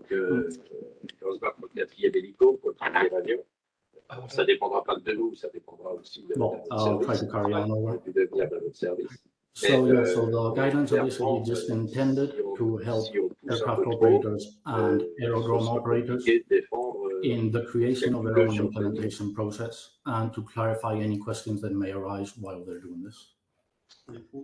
To achieve this, we've created the guidelines which follow this structure. The beginning is just an introduction section, typically set in the context and also describing the scope and applicability of the document. In Chapter 2, we attempt to describe what constitutes enhanced flight vision systems from a technical point of view and clarify which systems can attract operational credits, in this case EFVS, and try to differentiate them from other systems which also provide visual enhancement but do not provide an operational credit. This could be plain enhanced vision systems, as in not integrated with a flight guidance system, or synthetic vision systems. In Chapter 3, we attempt to describe all the benefits provided by EFVS, also by the combined use of EFVS and SBAS, and describe in detail the operational credits offered by EFVS, that is, allowing aircraft to descend below the D8s and the reduction in RVR. Then in Chapter 4, we do an assessment of the regulatory framework across all the relevant domains and focus on identifying and describing the various types of EFVS operation that Bo mentioned previously in his presentation. That's EFVS 200 operations, EFVS-A or approach, and EFVS-L or landing. Basically, these 4 chapters are introductory and just set the context for the main chapters, which are 5 and 6. So I'm not going to go into any more detail, but I do want to focus on one aspect which we cover in Chapter 3, and that is why we believe that EFVS and SBAS are very complementary technologies.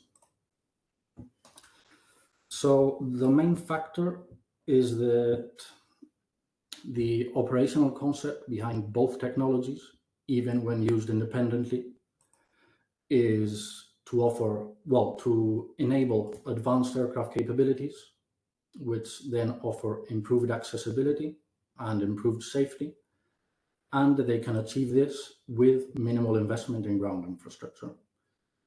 Additionally, as a consequence of the improved accessibility, there will also be an improved availability of suitable and destination aerodromes and a reduced frequency in the occurrence of disruptions such as delays, diversions, or cancellations, which will have a further knock-on effect and benefit operators through a reduced cost, whether it be through reduced payments in compensation charges, for example, and also through reduced fuel consumption, which will also have an environmental benefit.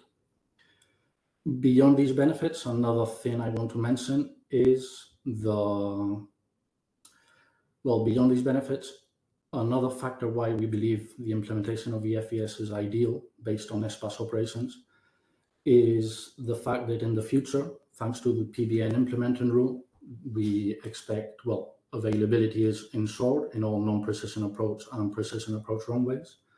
And there's also ongoing work being done in order to implement EGNOS operations at non-instrument runways. So the availability of EGNOS operations or an EGNOS procedure is expected to be a lot higher in the future than other alternatives such as ILS Cat 1. So going back to the structure of the guidelines, as I mentioned before, chapters 5 and 6 are the main chapters of the guidelines, and they are the actual guidelines for aircraft operators first and for aerodrome operators second. The guidelines for aircraft operators describe the process which aircraft operators will have to implement and carry out in order to obtain operational, well, to realize the operational capability for EFVS operations. As you can see, we've created a process with 7 steps. It covers from the initial airworthiness certification of the aircraft up to the introduction of the capability into the operation, and addresses every intermediate milestone, amending operational procedures, assessments for verification of suitability of aerodromes, training and checking programs, safety assessments, and obtaining operational approvals if required. I'm not going to go into detail on any of the steps. We do this in the document. I do want to highlight a couple of things which I think are important, and that is that for each of the steps, we have identified the paragraphs in the applicable implementation rules. And also throughout the document, in any topic which we believe may be particularly contentious or may cause problems for the aircraft operators who listen to implement EFVS, we have also made references to acceptable means of compliance and guidance material included in the regulation. This is with the hope that the process described in this way will facilitate aircraft operators in creating their own implementation process, as I mentioned before. And the second thing is that these guidelines are meant to be applicable to all types of EFVS operation. Then we go on to chapter 6. These are the guidelines for aerodrome operators. So the main responsibility for implementation of EFVS is going to be on the aircraft operator.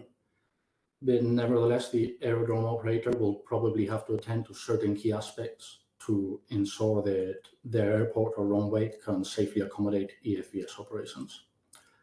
Some of these aspects you can see here: the runway requirements, aerodrome infrastructure, instrument approach procedures, implementation of LVPs if necessary, and the provision of aeronautical data to AIS. Additionally, though this is the responsibility of the aerodrome operator, as you can see for many of these topics, they may need to involve other air navigation services or functions. For example, for instrument approach procedures, flight procedures and design will have to be involved. Implementation of LVPs must be done in collaboration with air traffic services.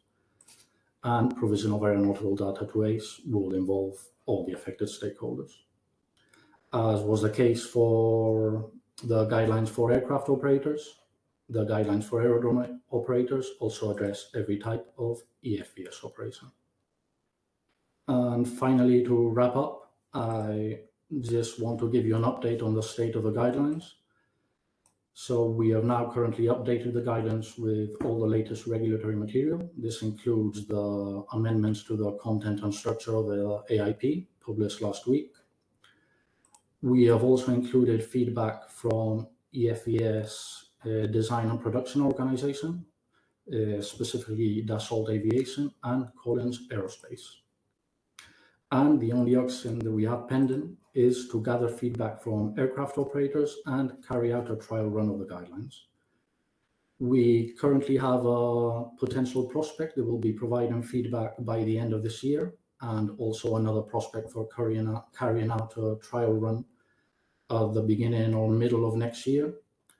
But nevertheless, I think the more feedback we can receive from aircraft operators, it will serve us best to validate the guidelines So I want to ask if there is any operator attending the webinar who may be interested in providing some feedback or reviewing the guidelines, or even maybe participating in a trial run.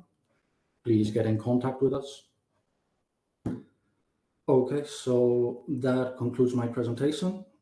Just one final aside. If there's any aircraft operator that wishes to collaborate in a trial run or provide feedback on the guidelines, please contact us on any of the emails you can see now on the slide. And if you have any questions about the guidelines which you would like to be addressed right now, submit your question through Slido or the chat, and we will attempt to address it at the end of the webinar. Okay, that's all on my part. On to you, Francisco, sorry. Thank you, David. Great presentation. I will ask you some more information about EGNOS later on in the, in the panel review. You can stop sharing, and we're going to continue with the next presenter. It's going to be a service provider's overview of the plans they have for 30th of October. I will start with Jepsen. I would like to invite Mario Hempel-Ettelt. He's a product data management specialist, and he provides support on approach and airport charging issues. Mario is from Jepsen. Okay, you are here. We see you. Welcome, Mario. Can you share your... Exactly. Thanks. The floor is yours, Mario. Yeah, good afternoon, and thank you for the invitation. So I would like to give some information about what Jepsen is doing and what we did during the last weeks. So we already provided draft material on our website because we were already asked by some operators and other interested parties to explain what the changes are and what we intend to do. Meanwhile, we have created the final version of the documents. They will be published with the revision of the 9th September, so next Friday. And we provide new ATC pages. The ATC pages include the rules and the tables which are provided and which will be used for the future to determine aerodrome operating minimums. So if an operator needs to determine the minimums by his own, then those ATC pages can be used, and the results, the minimums which are determined according to those pages should be the same as we would have on the chart. The second document is introduction pages. The introduction pages explain or depict samples how we will or how the minimums are depicted on those charts, and which changes are done for the next for this update.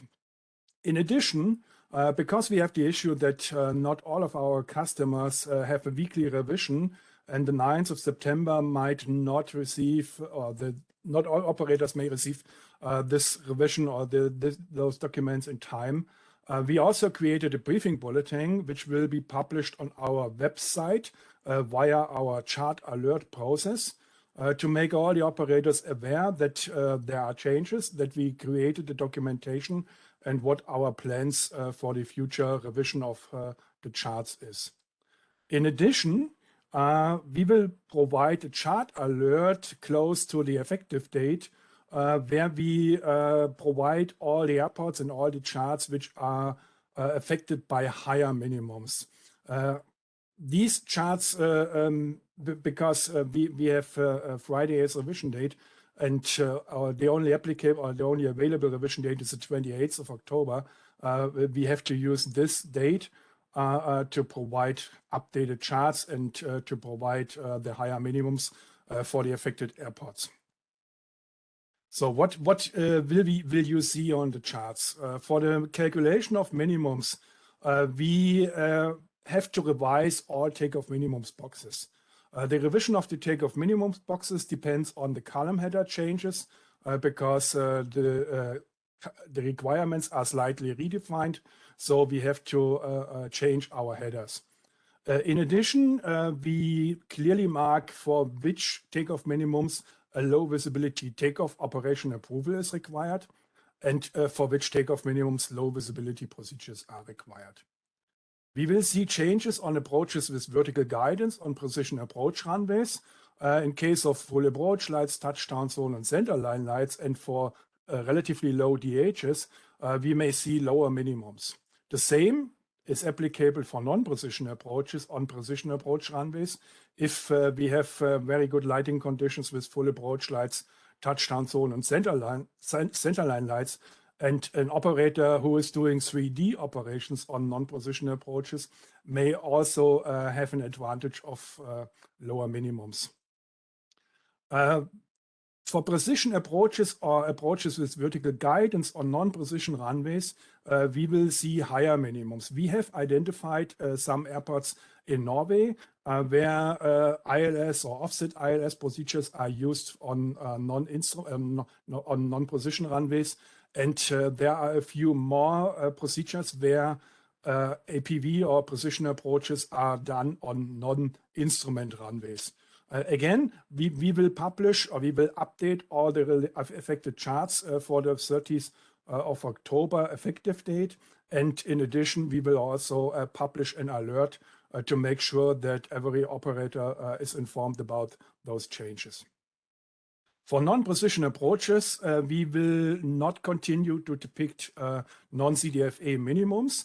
We did this in the past when there was a big difference between CDFA and non-CDFA minimums, because you may remember the rules that the 200 or 400 meter add-on was required to be done on the table 5 values and not on the 1500 or 2400 meters, which are normally the highest minimums for the non-CDF for the CDFA approach operations. In addition, we will have almost no impact on LPV. We will change the LPV Cut 1 title to depict only LPV for the future.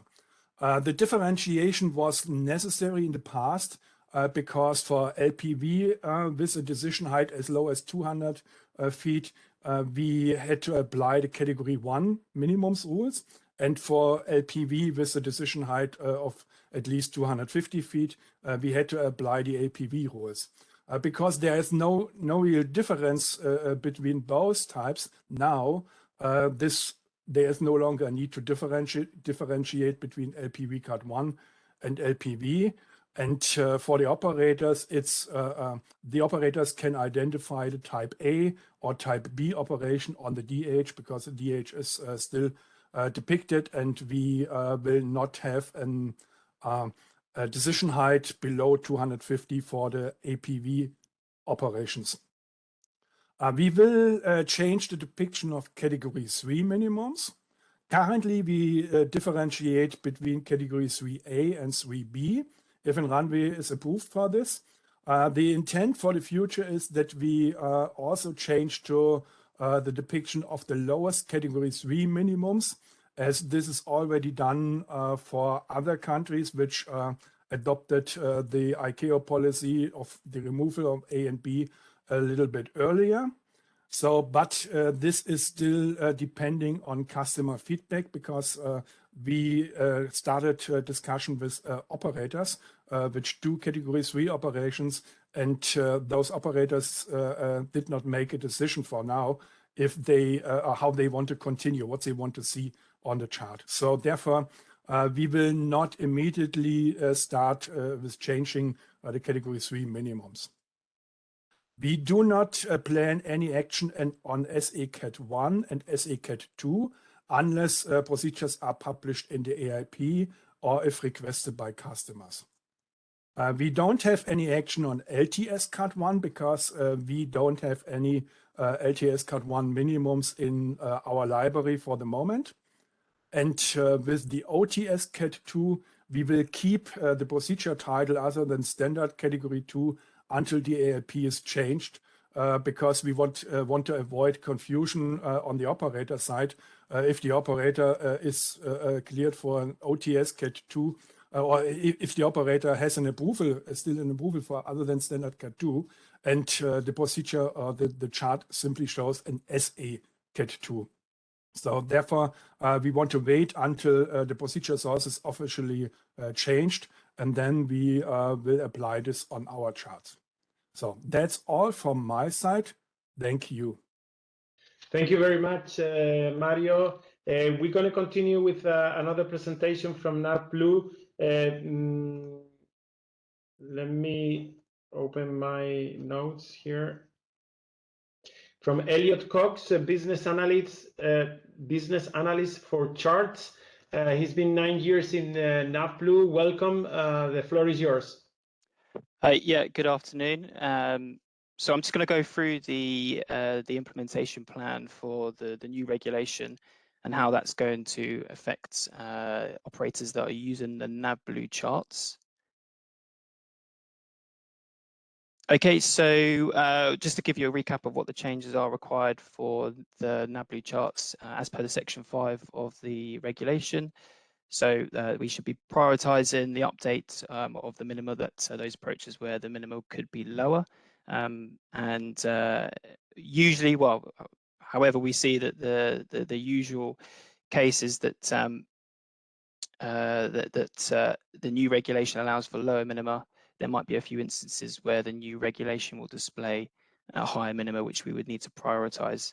So how does that affect operators using NavBlue charts? So those that are Cat 3 minima, those that have Cat 3 minima, those operators are using tailored charts. So they're using specific tailored charts for with NavBlue. And then all the other minima that are affected by the new regulation, that's all of the other operators. So actions that we see or that we're going to be taking prior to the 30th of October. So we'll have some direct communication to those Cat 3, those operators that take Cat 3 tailored charts, and just ask for, well, just to see what the status is for their approval and exemption with the new regulation. But we will provide communication to all of our customers with the upcoming changes, and this will be issued through the use of our revision information. And we'll also request those customers that have the exemption to let us know so we can plan accordingly on a case-by-case basis. So the actions that will be taken for the 30th of October and after. So those that have the approved Cat 3 tailored charts, this is how we would update the new depiction of the Cat 3 minima. So as Francesco was saying earlier about the RVR being 175, so if you have it as 200 until you have the approval, you have the necessary training in place, and then requested for it to be lowered to 175 if you so wish to reduce it by that extra 25. So that's how it would be displayed in the new depiction of the Cat 3 minima. We will amend our flight supplement, so before the 30th of October, to reflect the upcoming changes, to have in place all of the new minimum calculations as per the new regulation, and we'll be issuing a revision information as well. The revision information will just be an overview of what the changes are specifically to the naming convention. So that will be all of the naming convention apart from other than the standard Cat 2, just to have that in there. And then what we will then do is update the naming convention as and when that chart is updated by the state publication in accordance with our standard production process. So part of the flight information supplement will also include this new depiction of the Cat 3 minimum will also be updated in our specification legend for the customer as well, for the 30th of October. All other affected minima that we see with the new regulation will just be updated as and when with the release of the state publications. And those, as I've already said as well, so those operators that have an exemption or a grace period, however it's called, for the new regulation, we will looking to handle this on a case-by-case basis with the customer, in which we will be liaising with them and communicating with them over the next couple of weeks. And that's it for an update from the NavBlue side. So thank you very much for your time. Thank you, Elliot. Nice presentation. The next one is going to be Lido. Michael Stroh, I think you are somewhere here. Thanks. you can start sharing. Michael is Lido standard owner chart, and he's been 7 years with Lido. Welcome. Yeah, we can see your presentation, so the floor is yours, Michael. Go ahead. Thank you, Francisco. I hope that you can hear me. Okay. Thank you very much, and a very warm welcome from Lido. I'm here to just guide you through the Lido EASA Weather Operations Implementation Plan. And here I present a few slides showing what we plan to do. So as mentioned already by Jefferson and Navblue, the new weather operations regulatory framework, for the most part, will provide you with lower operating minimums. However, there may be certain situations where before the 30th of October, there may be a lower minimum than would be legally required after the 30th of October. So in response to that, Lido will follow the guidelines provided by EASA in the Weather Operations Implementation Manual, Chapter Action for the Service Providers. And with publishing date 27th of October 2022, and with effective date 30th of October 2022, we will deliver those Category 3 Alpha, former Category 3 Alpha, according to our new standard. So that is the removal of the Category 3A and critically the raising of the decision height from 0 to 50 feet. So here you see the minima on the IAC plate and the AFC best approach, how that would be depicted. Before we had Category 3A, and no longer that's the case. On the AFC, it would say -175R. In addition to that, we will start with the removal of LTS Cat 1, LTS Cat 2, and the EVS landing minimum. And Lido will deliver a revision of the GEM part, which includes new regulations, new calculation routines, new definitions, and finally an updated legends and tables section.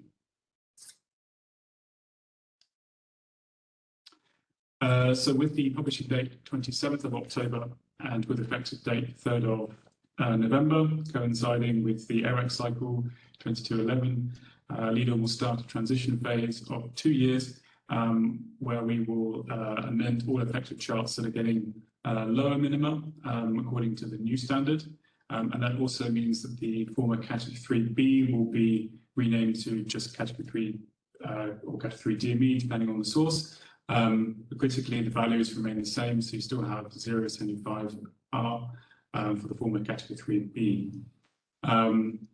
There will be non-precision approaches, which potentially will be getting lower than 750 meters, depending on the type of operation. And there will be some APV minima as well that could potentially be getting lower, depending on the availability of the onboard equipment, irrespective potentially of the runway lighting.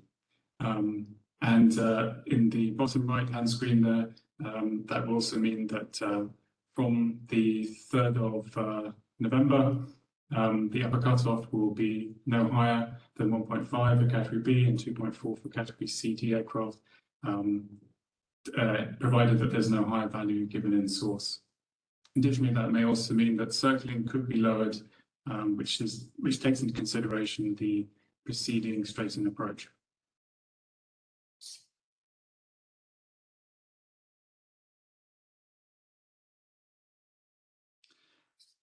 Lido will update the charts according to the new standard with a dedicated revision project over these 2 years, and this will take into consideration multiple factors in order to prioritize the revision.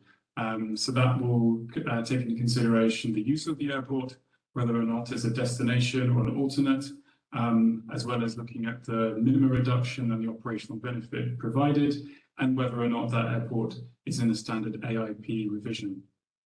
Additionally, in order to support those customers that will not be ready in accordance with the new rules, to provide them with a smooth transition towards the new weather operation regulation compliancy, we will also provide weather minimum values calculated in accordance with the old weather operation minimum values. And within this week, we are going to publish the Leader Route Manual Bulletin, where we will explain in more detail these changes and what the consequences are for the minimum values and the depiction standards. And with that, I hand back to Francisco.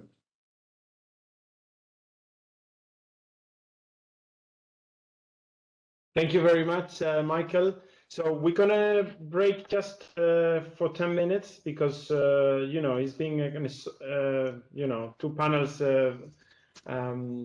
without any break whatsoever.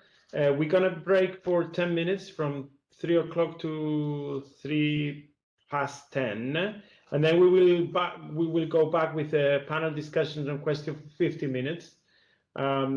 So thank you very much. We see each other again in less than 10 minutes now, in 9 minutes.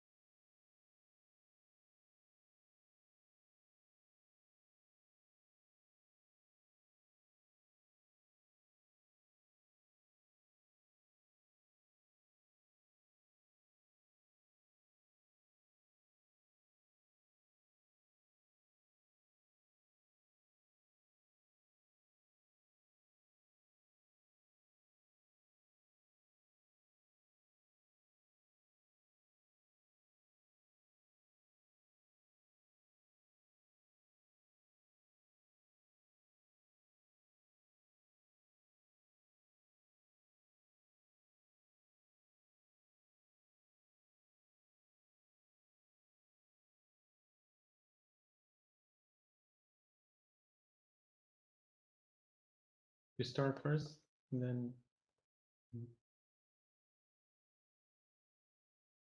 Hi everybody, just a quick one for me before we carry on and with the webinar. I was just going to say, particularly in terms of the Slido, if you're looking to ask a question, maybe we've only had a few votes for some of the questions that are there. So maybe before you write a question, have a look and see if there's a similar question that's already in the list and upvote that rather than adding another one on the same topic. Just it'll help us streamline the answering of the questions both in the session and when we come out. And then also just the less questions we have, the easier it is to pick them out and manage them over the next sort of hour or so of the session. Thanks. I'll hand back to Francisco now. Thank you, John. So we're going to start 50 minutes of questions. Yeah. So I just put one question there. This is going to be for Lido. So Michael, welcome again. I thought to start with you because you were the last one just before the break. I hope you are happy to answer the question. But before answering the question, I want to, for the introduction and the start of the panel, I want you to tell me a little bit. It's just an open question for you. What is your, you guys' perspective for 2023 after the COVID? I don't know how much affects your business there, and then we can carry on with the technical questions. So if you can start with answering me, what are your expectations for 2023 in terms of business? I don't know if the COVID pandemic had an impact, and that's a difference. And then we will go with your question. So Michael, welcome. Just for the people to meet you and get the opportunity to meet you. Yeah, sure. Yeah, thanks, Francisco. Yeah, I mean, COVID was, I think, a very challenging time, not just for Lido, but for everybody in the industry. But I think from our perspective, we saw an increase in passenger numbers, almost to pre-COVID levels. And we believe that this demand will stay strong. And in light of the macroeconomic picture as a whole, we expect investment in new technologies to remain stronger than ever. That will be able to deliver future economic and environmental gains. So I think we're very positive about the outlook. Thank you, Michael. So I'm going to start with the first question to you. I thought about you because you were the last one before, so now it's time for being the first. We had a question concerning leader charts. Will you change the definition of point 3 in ERM general part blah blah blah, since the term CMV is not used anymore in the table 9 RVR versus DH/MDH in AMC 5 Cato PMPA 110. So the floor is yours, Michael. Yeah, so the exact extract I could not exactly find, but what I can say is where the term CMV is not used in the AMC guidance descriptions, we won't chart that, but that does, sorry, put it in the general part, but that does not mean that CMV cannot be used any longer. There's no standard change as such. So we will still chart a CMV value where an RVR or visibility is not specifically required. You can still use a CMV according to AMC 10, I think it is. We don't see any changes in that respect. But if it's mentioned the determination of the RVR/CMV, if CMV is removed from that description, then we will not put CMV. Thank you very much. I go back. I'm going to continue with different questions. Later on, we received also this question. It's going to be probably for Mario, but before that, I would like to address one question from the authorities. I think it's important to address this one from Fabio Santucci. Fabio is an inspector from ENAC, and I'm going to read the question. An operator which is today approved for Cat 3 Alpha from November 1st can shoot the same approach to 175 decision height? If yes, don't you consider this as a safety issue? I'm going to say that they cannot be directly approved or grandfather or something like that directly from 200 meters Cat 3 Alpha 50 feet, 200 meters back to 175. This cannot be done. There's an approval, it's a prior approval item, and in order to go from 200 meters to 175, there's things that needs to be done. In the all-weather operation implementation manual, we have several elements there to consider. MED, for example, update of the SOPs, update of the manuals, an update of the training program. We are not saying, and I'm going to give the floor to Sweden, and you know, if other authorities want to provide some feedback as well. I am not saying, or we are not saying that before operating 175 meters, you need to really do a check just the day before your pilots are going to change from 200 to 175. Definitely, there's some amendments to do in the training program. Remember that from the 30th of October, the Appendix 9 has been, amended, and now there's no requirement anymore to do any low visibility operations maneuver under Appendix 9. However, there's an amendment to be done on the Ops Manual Delta as well. I want to give the floor to Bo just to, provide some feedback about this question that we received from Fabio Santucci. Again, Bo, if you are there, an operator which is today approved for Cat 3 Alpha, meaning probably 50 feet, 200 meters, from November the 1st, can shoot the same approach to 175 meters with, I guess, the same decision height of 50 feet, which is probably what this is going to be. If yes, don't you consider this as a safety issue? Bo, are you there? Yes, I'm here. Thank you. Thank you. Yeah, exactly as you said, the instructions need to be in place and changed and in place, so the crew are aware that 175 meters is applicable. The operators need to put that into their training program. What we have thought this far in our authority is that we did not intend to require training in the new visual scenario before being able to go from 200 to 175 meters, because if you look at it, it's one light less in the visual scenario, and it came from ICAO, the 175 meters, and it also came from FAA, and it's really a way on how you translate 600-foot RVR into meters. And previously we did that to 200 meters. Now we do it to 175 meters, and that's it. So we think it's a minor change. It has to be in the training program. So at the next time that the crew go through this, the current training, they will see this visual scenario, and the training will later or after that be based on 175 meters, if that's acceptable. Thanks. Thank you, Bo. I'm going to continue with one very short question before I give the floor to Jepsen. The question we received, I can't remember the name exactly. Let me share with you the question. It's this top one, M. Lang. Yeah. Yeah, correct. I just highlighted it there. Okay, guys, I am trying to do the best I can. You guys have next to you. There's in the WebEx program or in software. There's a click to go into Slido.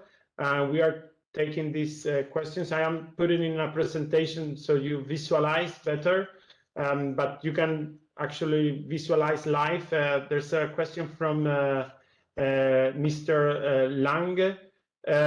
What is the minimum RVR that's applied to EFVS land? the minimum visibility depends on the visual advantage, what it's called. It depends on many factors. There will be charts provided in the EFM to tabulate the RVR for a particular type of approach. However, the minimum visibility is 75 meters. There's no possibility to go further than 75 meters. Basically, and Bo can explain you a little bit more why in Europe we choose 75 meters. It's related to airporting facilities and firefighting, etc. But the point is that although EFVS to land depends on the previous on some tables, specific tables, depending on the precipitation and the meteorological conditions outside. The operator needs to consider these tables in combination with the instrument approach procedure that the pilot is flying. But as a minimum, it cannot go below 75 meters. I hope that was okay. I move on to the next question to Jepsen. Mario, I hope you are there. As EASA AirOps operator fly worldwide, how does Jepsen support such operators with EASA AirOps compliant aerodrome operating minima in countries where the aerodrome operating minima are determined in different ways or according to other regulations? This is a question that we thought we prepare with Jepsen, but it's a question that we also receive here from other people. We are combining because there's not only one question about that. We also received this question, a very similar wording, not exactly this one, but very similar wording, with the question that, okay, we are changing our approaches, for example, the names of Cat 3 Alpha, etc.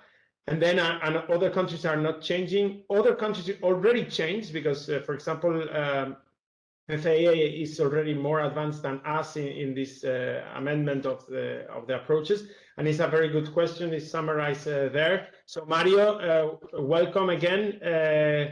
The floor is yours. Thank you. Yeah, this is a question which is really very often asked. A few years ago, we were in the process to define a new minimum standard, for the Jeppesen Airway manual, because the minimums rules and tables we have used in the past were not really usable for APV approaches and did not provide any advantage for applying CDFA technique, etc. So among others, we also discussed about applying the EASA AirOps as a worldwide standard, but we found that especially with local regional operators, we had some issues because it's difficult for them to understand why they should use minimums which come from a foreign regulation. So therefore, the decision was made, okay, we apply the state regulation for the airport. So if it's easy for the United States, it's TERPS. For some countries, it's still CHAR-OPS. For other countries, it's the RVR or visibility values which are provided on the chart. And there might be an option for all of those countries which do not provide guidance to their operators now, that they may switch to the all-weather operations manual from ICAO and to apply the guidance which is provided there. And until now, the guidance from this document is similar to what we see in the former EASA version. So, of course, applying the state or the local regulation creates issues for EASA AirOps operators which fly to those countries. So, and to make sure that they have the minimums which allow them or which fulfill the requirement to be not lower than the own regulation and not to be lower than the state regulation, we offer two options. The first option, of course, is to provide a tailored chart. A tailored chart means the operator can define the requirements, can provide the rules, and we will determine the minimums according to the rules from the operator. The second option, which is heavily used, I have to say, is to provide minimums pages. we do not only have this for EASA AIOps operators, we also have it for other operators. And the same is applicable as for the Taylor charts. For those minimums pages, we use the rules which are provided or defined by the operator. So means for EASA AIOps operators, we determine the minimums for those minimums pages according to EASA AIOps and compare the minimums against the state provided value. So the good thing with this 10.9s pages, the index number is 10.9s or 29s, is that we can provide those pages for every airport. And it's only, it will be done if at least some operator is requesting such pages. So if you are an EASA AIOps operator and you want to fly to somewhere where you don't have EASA AIOps minimums, you can call your service representative and ask him, hey, could you please provide a minimum EASA AIOps minimums page for this airport? And we will do this. Of course, I have to say that we cannot do it within 1 week.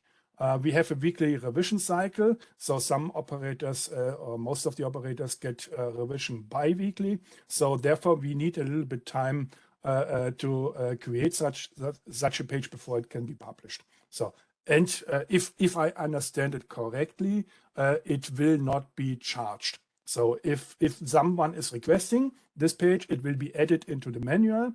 And it will be available if you have an electronic coverage, like, if you have an electronic coverage, you simply have to ask your services representative to add those minima pages for the airports you want into your coverage. So, and the minimums are updated whenever there's a change in the procedure. So we can make sure that the minimums are always according to the requirements of the operator. Okay. Thank you. Thank you very much, Mario. I'm going to continue with the service providers. I mean, this is a very general question because Elliot hasn't participated. I'm going to make the question, but the question from Jepsen that I provided before is the same for any other, I guess. Elliot, if you want to, change the view from the previous question. And then for me, it's also important that you answer this question. Do you plan to offer to the customer the capability to request for a customization of the minimum RVR in order to cover the EFVS operation? But you can also hook from the previous question, okay? So Elliot, the floor is yours.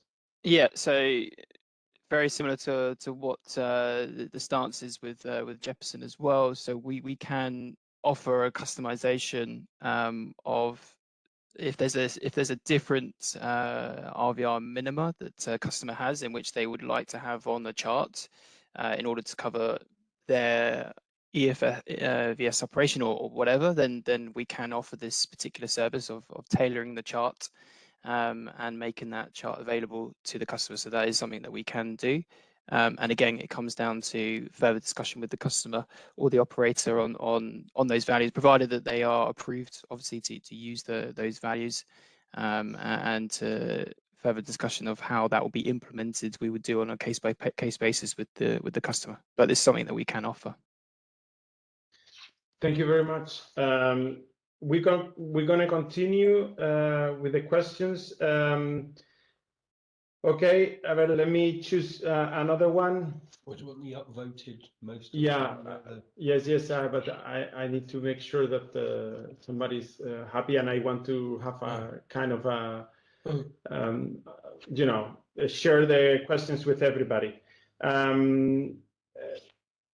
So let me go. Let me choose. There are a few of them.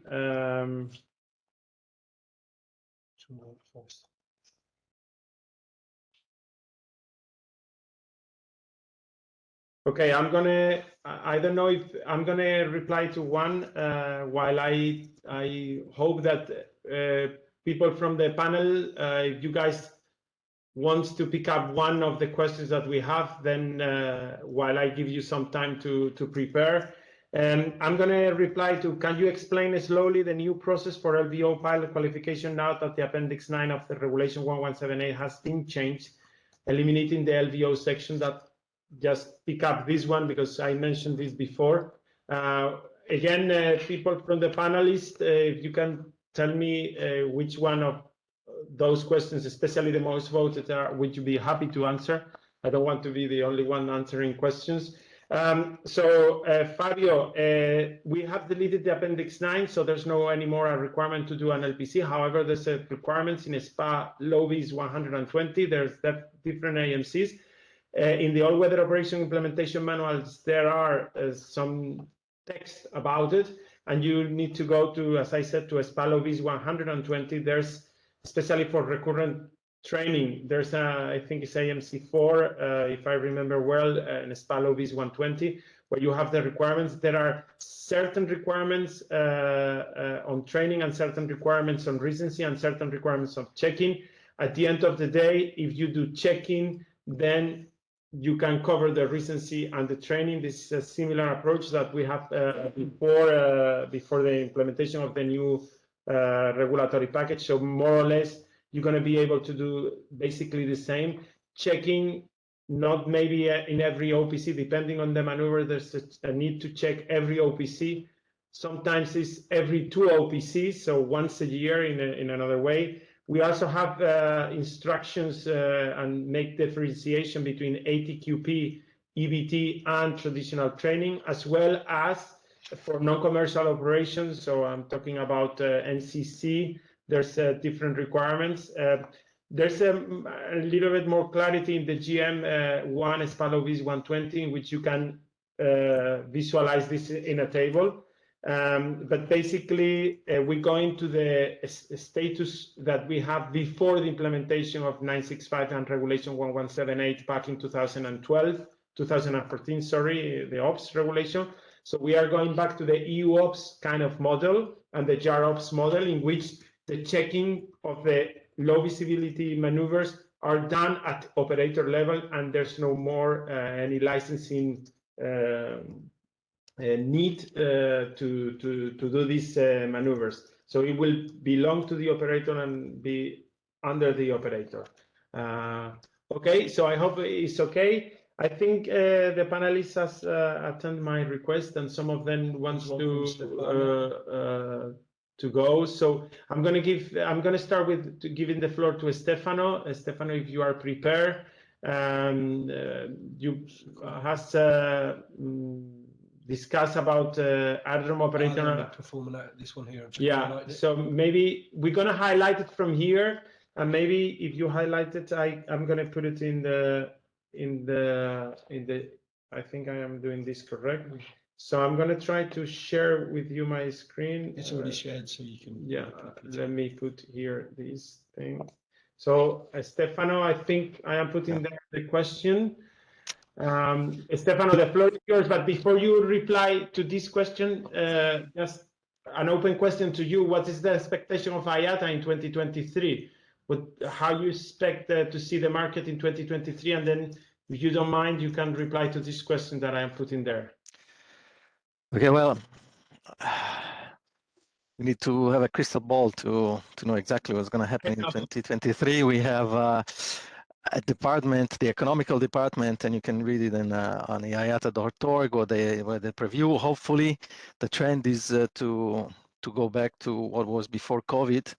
But I think one of our main concerns would be to restore, at least for us in Europe, what was the division before February, when exchanging from east to west was possible, and that's it's a major hope, and that in 2023 flights will be again free all over Europe. So I mean, obviously, and have some peace in our region.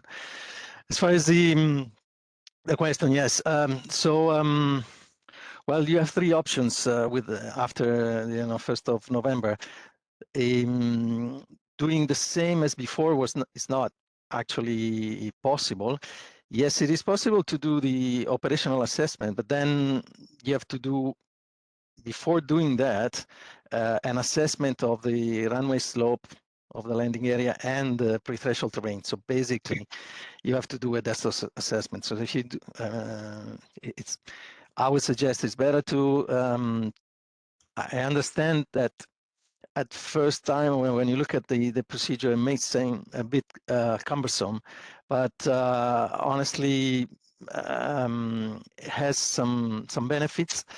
It's just a matter of set up the procedure, and once the procedure is set up, it should be fairly easy, fairly even quick to do the desktop assessment. Otherwise, yes, you can do the operational assessment, the main flights, but then again, you have to do the assessment of what type of operational assessment. So you cannot just do one landing without any other assessment. So I hope I replied, but yeah, you can contact me for more information if you like, whoever asked the question. Thank you very much, Stefano. I'm going to reply. I don't know if anybody wants to reply because it's a tricky question. I remember by memory the answer of this question, so I'm going to provide the question to one of our panelists, and if not, I will answer the question. So let me go to read the question. It should be in a Slido. And it's a tricky question about if there is no, let me see if I can display the question. New slide. And please, let me share my screen with you guys. So the question is tricky, super tricky, because we've been discussing this for ages in the rulemaking group. If there is no LVO procedures info provided in the IP, in the addendum 2.222, and then Vasilis, I would like that maybe you intervene as well with this question. I'm sharing. For an aerodrome, is an aircraft operator obliged to check whether a low visibility procedures are approved at the aerodrome? Do they inform the aerodrome operator they intend to employ approach such as SA-CAT 1 in advance? If any MS, I guess, is member state.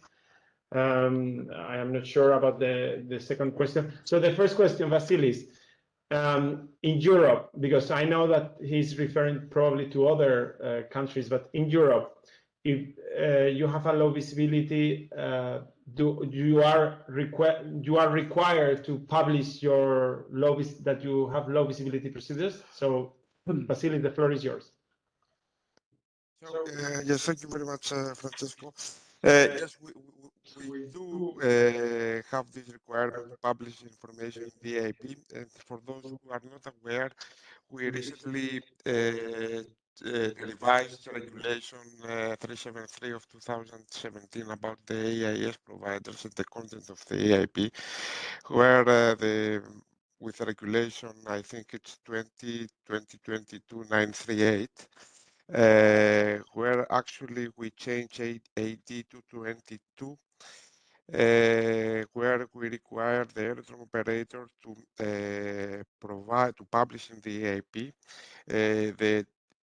the implementation of LVPs when they want to when there is a possibility to use a runway with a visual range below 550 meters RVR. So the information will be there. And this regulation applies as of 30th of August. Okay, I hope you guys are hearing me. Thank you, Vasilis.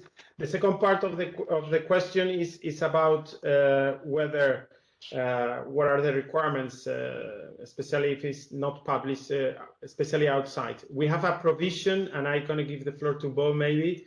Bo, I don't know if you still have your hands raised or you have disconnected. Anyway, Okay. Yeah, give me one. So we have a provision in the SPA law Vs.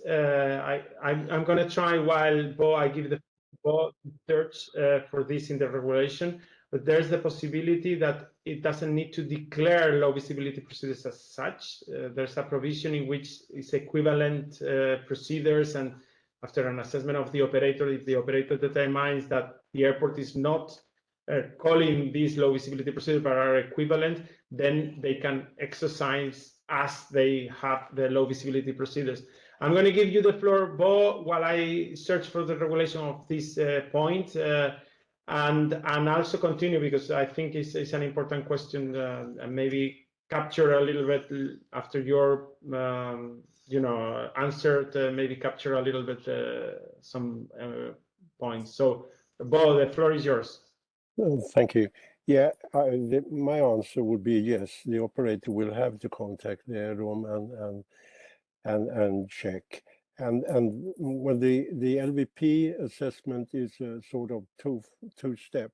First, the operator will make sure that it is established in some form. As you say, there can be different forms, and they assess it whether it's appropriate for their operation. And then the second and last step is that the commander at the time of operation will verify that sort of the procedure that the operator already said was okay, that it actually is in place at the time of operation. So yes, hopefully the airroom get tired of all these questions, so they will publish. Even outside EU, they will publish the LVPs, because you need to have them in some form of documentation, so you can see how it works with your particular operation, and how to instruct the crews to use it. In simple cases, it's very simple, but if it's a more complicated airroom, then it's more complicated to assess it and to adjust to it. But of course, the complicated airrooms normally will publish this, I'd say. Thanks. Thank you, Bo. What I wanted to highlight as well to this person is anonymous. Please have a look to the AMC2 SPALO VIS 105 Charlie, Operating Procedures General. Here is very clear, because not all the operations require low visibility procedures. Okay, so here in point 7, Bravo 7, when the LVP at the aerodrome are required, because again, it's not all operations that are required, we highlight that low visibility flight approach operation and low visibility of less than 400 meters, it is required. You have the possibility then to make an assessment, and if the aerodrome has equivalent procedures where the LVP is not used, so they don't call it LVP, but they have procedures that are equivalent to the LVPs, the operator should verify that it's suitable, and then in that situation, clearly noted in the AFM, sorry, in the operations manual. One element that I want to say as well is that the pilot, we have discussed about this, and there was before a requirement to that kind of the pilot obliged to check, and this is not like that anymore, and it's more, we are putting the effort in the more in the operator part, rather than a pilot needs to check and ensure the low visibility procedures are enforced. So please be reminded that there's this requirement, and then actually there are some GMs and AMCs, and also checking PARCAT, because there are some more references. But I think with this, we can kind of answer the question. This person that has put the question, anonymous, if they want to further clarify something, let us know, and maybe you can intervene live here today, and we give you the voice to reply. So thanks. I'm going to discuss about the exemption that it was highlighted from the German operator DHL from Valentin. At the moment, we are exploring, as my management said, Michaela said, at the moment, we are exploring and ensuring and have data and study the data, and that the member states provide data. In any case, Article 71s are national, are under the national competency. So first you need to contact your competent authority, and then the competent authority will discuss with us in EASA. But you know, as an operator, if you want more information about Article 71 exemptions, like this question refers from the German operators, I think you need to contact your competent authority. I don't know from which country the person, because it's anonymous, the question is coming from, but you need to contact your competent authority, and then your competent authority will discuss with us. I guess in a few weeks from now, the agency will have more information and more data from the member states, and then we will be able to come with a European approach to this, like we did in COVID, where we issue many documentation trying to, without prejudice from the competencies from the member states. We will try to standardize and come up with a European approach to this. So I hope that's okay for the question that received another one that received many thumbs up. So I'm going to continue. I don't know if anybody wants to, while I look at the questions, I would like to give the floor to Karsten. Karsten, if you are there. Karsten is LVA inspector, one of the experts, prominent experts in the authority from this rulemaking task. Karsten, I think I want to ask you, what is your expectations as an authority for 2023? And then I think you have a question to make or a discussion to have. So Karsten, the floor is yours. Are you there? Let me see. Hello, Karsten. Yes, hello to everybody this afternoon. Yes, well, I've been following this discussion very intensively, and I think it's a great opportunity to maybe look at some issues which has already been identified so far. We've been involved so far in a couple of efforts to transpose to the new regulations. Maybe, if you wish, we can share some first impressions and start on a discussion from there. We have identified a couple of issues with the training, which has not been so much to the attention of the operators. We've a couple of times addressed this today, but I want to make sure that we understand what's happening, and maybe give me some minutes to recapitulate what the experience so far was. First of all, most of the airlines we work with use the current skill test and proficiency check form to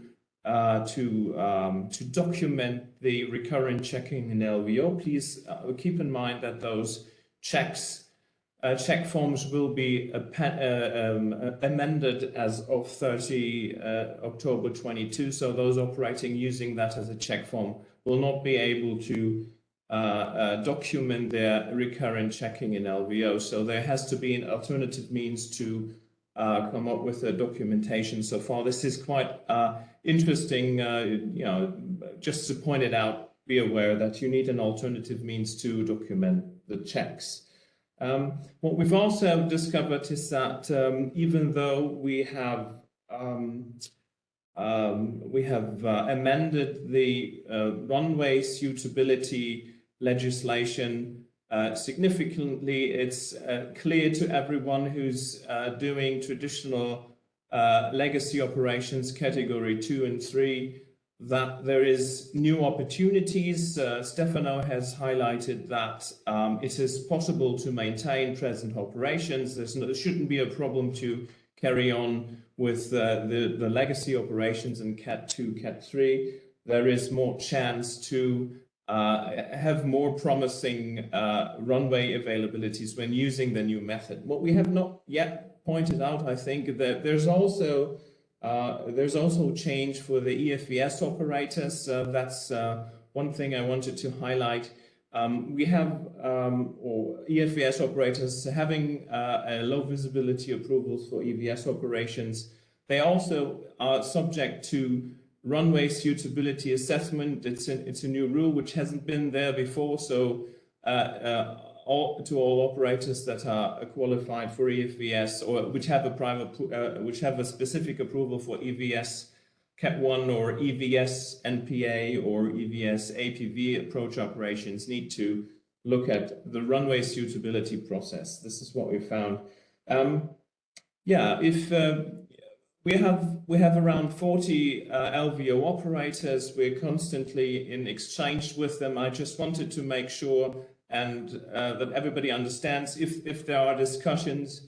I'll be happy to take them, channelize them, and discuss that with you, Francisco. We have received many questions, and I think it's maybe I can offer to be a channel point to collect those and then provide specific answers. So, you know, we don't need to address them so many times. Yes, this is what I had on my list here, and I'll be glad to be of further service. Thanks. Yeah, thank you, Karsten, for the overview. Can you also, you wanted to make one question, I think, to Lido or to Jebsen. Otherwise, I move on with a question from the audience. No, that's fine. I've seen all the answers I wanted to. Okay. Request. Yeah. Okay, perfect. So I'm going to go to another question. So I'm going to share with you my screen. Share. This is a question from Spain. It's a question. Let me put the question. Sorry, I am putting the answer. So the question is below. The new AMC1 requires the operator in the item Delta 2 to establish indicators that should include measures of performance of the airborne equipment for low visibility approaches. Could you please help us by giving some examples to indicators to comply with this? I don't know if we have some operators here. I'm going to maybe detail a little bit the regulation, and then I don't know if Valentin or an authority could give some other examples in addition to what I'm going to say. It will be appreciated.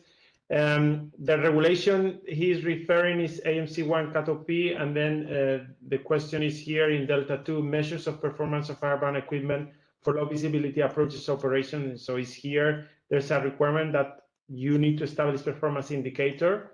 Again, we are talking about safety assessment AMC1. There's a GM2, where details here in paragraph Bravo some of the elements. Obviously, this requirement is not new. You also had today the requirement to monitor, let's say, the performance of your aircraft. And this can be, let's say, transposed the system methodology that you have transposed to the new regulatory environment. You have here 15 points in which you can develop further. These type of questions are important because if we receive more questions like this, then we will then think that we need to do something in the all-weather operation implementation manual.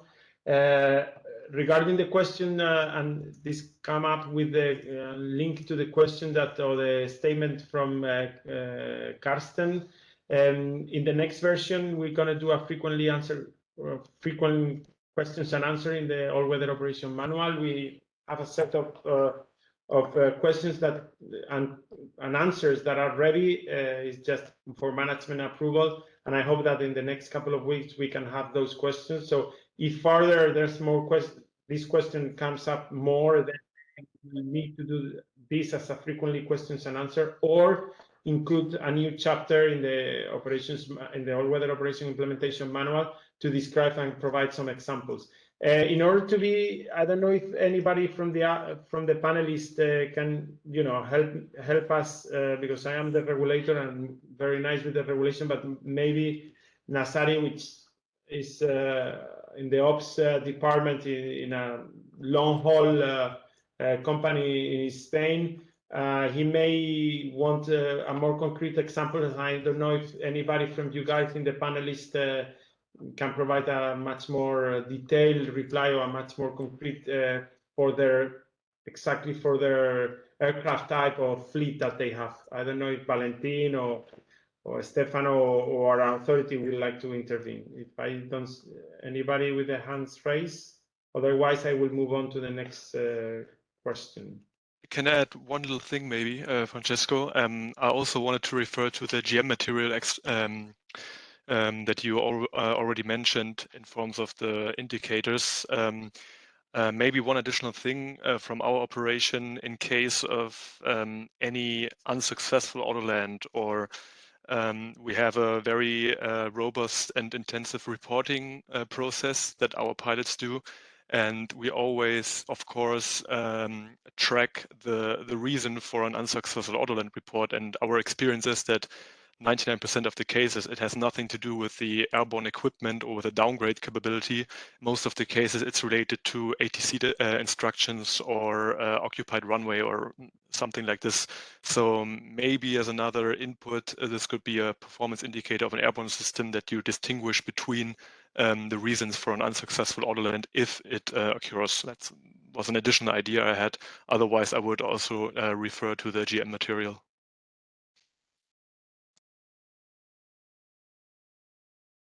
Thank you very much, Karsten. I think you want to also put your little, yeah, go ahead. Yes, indeed, this question has reached me, already, and we've been thinking about what this could be, where we have already the rate of successful LVO operations. So what is the need to have the Delta II requirement? And we've been thinking about this, and just one thing I would like to highlight is that usually, the personnel that is engaged in the exchange with the authorities is usually coming from, or at least in my environment, is coming from the operational side. There is, however, there might be older aircraft or aircraft for which a reliability monitoring is required by the maintenance procedures. So that would fall under this question. This would be an answer to that question, that there might be other factors relevant to the operation, not coming from the operations. Again, one example, we found that we have specific aircraft which require a reliability monitoring for LVO equipment, usually older aircraft that have maybe analog or have analog autopilot systems that require monitoring on the from the continuous airworthiness monitoring organization. So that could be one element relating to that aspect that has been the question too. Thank you very much, Karsten. We're going to continue. There are two more questions because we don't have much more time. We're going to finish at 05. So there's one question. Again, we are trying to do the most popular ones. We've been in order in the popularity. The next one is about Gulfstream. They provide this AFM EFVS operation may be conducted till 100 feet above the touchdown zone elevation. To descend below 100 feet, visual cues must be seen without a visual advantage. Question, how we consider this in the context of EFVS 200. Okay, so here the operator needs to decide whether it's going to be an EFVS approach operation, meaning at 100 feet they need to have visual advantage, visual cues, real visual cues, natural vision. Okay, in this case, if you want to use the EFVS until 100 feet, and then from 100 feet continue with natural vision, then you need a specific approval. So you need to go to your authority, request an SPA approval, and then get that done. In that approval item, you will need to prove that the aircraft is certified for EFVS approach operation, which is the new term in the CS all-weather operation issue 2. And however, there's equivalency from the old certification of EVS operational credit to the new CS AWO issue 2 in order to prove that your aircraft is certified to operate the new, what we call the new EFVS approach operation, which was the old EVS 100 feet operational credit, whatever you like, that we used to have before the 30th of October. So that's one option, 100 feet operational credit, which is called EFVS approach. The second possibility is to choose the EFVS 200 operation. In this case, you don't have a specific approval, okay? However, you need to comply with certain requirements, and somehow the authority will give you somehow a check or approval, because in the new regulation, first, in order to use the EFVS 200 operation, although you don't require a specific approval, you are required to amend your manuals and your operations manual delta, which requires prior approval, and to confirm certain elements and certain checks. So I am trying to share. I think it's very slow, my sharing, but I hope that it will come at some point. There's why I am maybe incorrectly sharing. No, you are. It's just taken a while to catch up with itself. Okay, so let me see. Okay, so here the first thing that you need to consider for the EFVS 200, which doesn't require prior approval, is that if your aircraft is certified for this. Again, we require an EFVS A or EFVS L. However, if your aircraft is before March 2022, which is the new issue of CSAWO issue 2, then you have ways to, let's say, make the equivalence to this certification. Then secondly, I want to explain the EFVS 200 operation means that you use your EFVS until 200 feet. And at 200 feet, you're required to acquire visual natural vision. So you cannot use your EFVS equipment to 100 feet like the case before, but you can only use your EFVS until 200 feet. From 200 feet, you need to acquire natural vision. Of course, you're going to have your EFVS equipment, especially if you have your EFVS landing, which is certified to land. But you, as a pilot, you need to acquire your natural vision at 200 feet, okay? Then there's things that you need to do, and for Part CAT, this can be used also in Part NCC and Part SPO, but in Part CAT, the regulation is there, AMC, so CAT OP MPA 312, and here you have a bunch of AMCs that can explain further. Then the last question that we're going to answer today is, because we don't have more time, stop sharing, is about fuel. Well, and the relation of fuel with the all-weather operations. So let me display this, share. So I hope that you can see. To be able to apply AMC 9 CAT OP MPA 192 is flight monitoring mandatory. It says that the operator should have a minimum of flight monitoring. This is a frequently questioned and answer. Although it's related to all-weather operation, because CAT OP MPA is aerodrome selection, and aerodrome selection means all-weather as well. So we will include this type of questions in the frequently questions and answer, and you will see this in the all-weather operation implementation manual.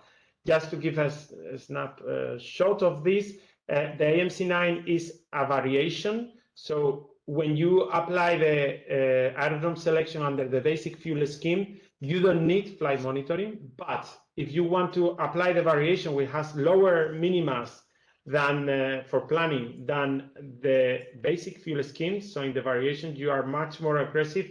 For example, for a type B operation, we are talking about 150-foot increment in the decision height and 450 meters in the RVR, which is comparing if we compare to the 800 meters and 400 feet in the basic is quite an advantage. Then you require flight monitoring, and the flight monitoring has specific requirements for the OCC personnel in regards to training, in regards to the safety information that you need to pass from the OCC to the pilots. So therefore, you have some communication and communication requirements from the aircraft to the OCC, etc. Again, not all the operators will be ready with flight monitoring capabilities in the OCC, and then therefore you can apply the normal AMC, which is the AMC 6 CAT OP MPA 182. where flight monitoring is not required, and you just operate normally with those increments that I referred to. Thank you very much. I'm going to finish now. So thank you very much for all the panelists. At the end, we only had questions from other domains like aerodrome. Carl Garvey, thank you for joining us today from certification. I don't know if I said something stupid with the CS issue too, Carl. Otherwise, I will close. Carl, are you there? You covered it perfectly, Francesco, as always. Thank you, Carl. So let's close the session. Thank you to Valentin. Thank you to Bo. Thank you to Fernando Bernal from EASA. He's the expert on helicopters, and he helped us a lot on this. So either with Fernando directly from the Spanish authority or directly to us, and then we pass the information to Fernando. Thank you for joining us today, Fernando. Rafael Cardoso from EASA again. EASA has a guidance that we are working with them together, and I hope that soon, Rafael, I don't know if you're going to publish the English version of your guidance. Rafael, are you there? Yes, it is already published. So the guidance on the all-weather operation is already published in English, the English version, correct? Yes, the only missing part is the checking list that are not already in the latest version, but okay. The latest version of the guide is already translated. Okay, that's great. I will try to incorporate, and maybe you can give me the link so we can also include it in the all-weather operation implementation manual of EASA. So the people can refer also to that guidance that refers in English to the implementation of all weather, that sometimes it may help them. Thank you, Rafael, for joining us today. Bo, it was a pleasure to have you. David, hope you have a nice weather there in Madrid, and thank you for joining us today. Elliot, again, thank you very much. Mario, thank you again. Michael, as well, thank you very much, and wonderful answers, and for providing your views on this matter. Pascal, at the end, we didn't have any questions for you. Thank you for joining us today, Pascal. Silvia from the Spanish Authority, Head of Ops. And I will ask you again the link, and if you don't mind, I will put the link for the English version of your all-weather operation manual and guidance. Vasilis, thank you very much. And Stefano, it was a pleasure to have you again. We will continue. Thierry from Airbus, thank you for joining us as well. And Walter, again, it was a pleasure to have you here, and we're looking forward for the next webinar. That is, we're going to publish soon, because we already have a date for October. I don't know exactly when it was planned, John. So 19th of October. 26th of October. No, 19th. Oh, sorry, 19th of October, and then the 26th of October for the WebEx webinar. I give the floor to you, John, to closing remarks, and if you can share that page with the audience, it will be great, because then they know what are the next webinars and yeah, we'll share those with the event page. Yeah, no problem. And, okay, it's on the community site. Yeah, so thanks everybody. I'm completely amazed that Francisco remembered everybody's names there who had taken part. That was pretty impressive. That shows obviously why I'm not a pilot and he is. Thanks very much for your participation. We'll post all of the event materials on the event page that I put in the chat a bit earlier. Continually check back by the event page in the community site, and we'll continually update the material. And yeah, thanks very much for joining. Hopefully we'll see some of you at Safe 360 in Brussels in person next week. And yeah, in the meantime, take care, and we'll see you next time. Thank you. Bye-bye. Bye-bye. Thank you. Goodbye.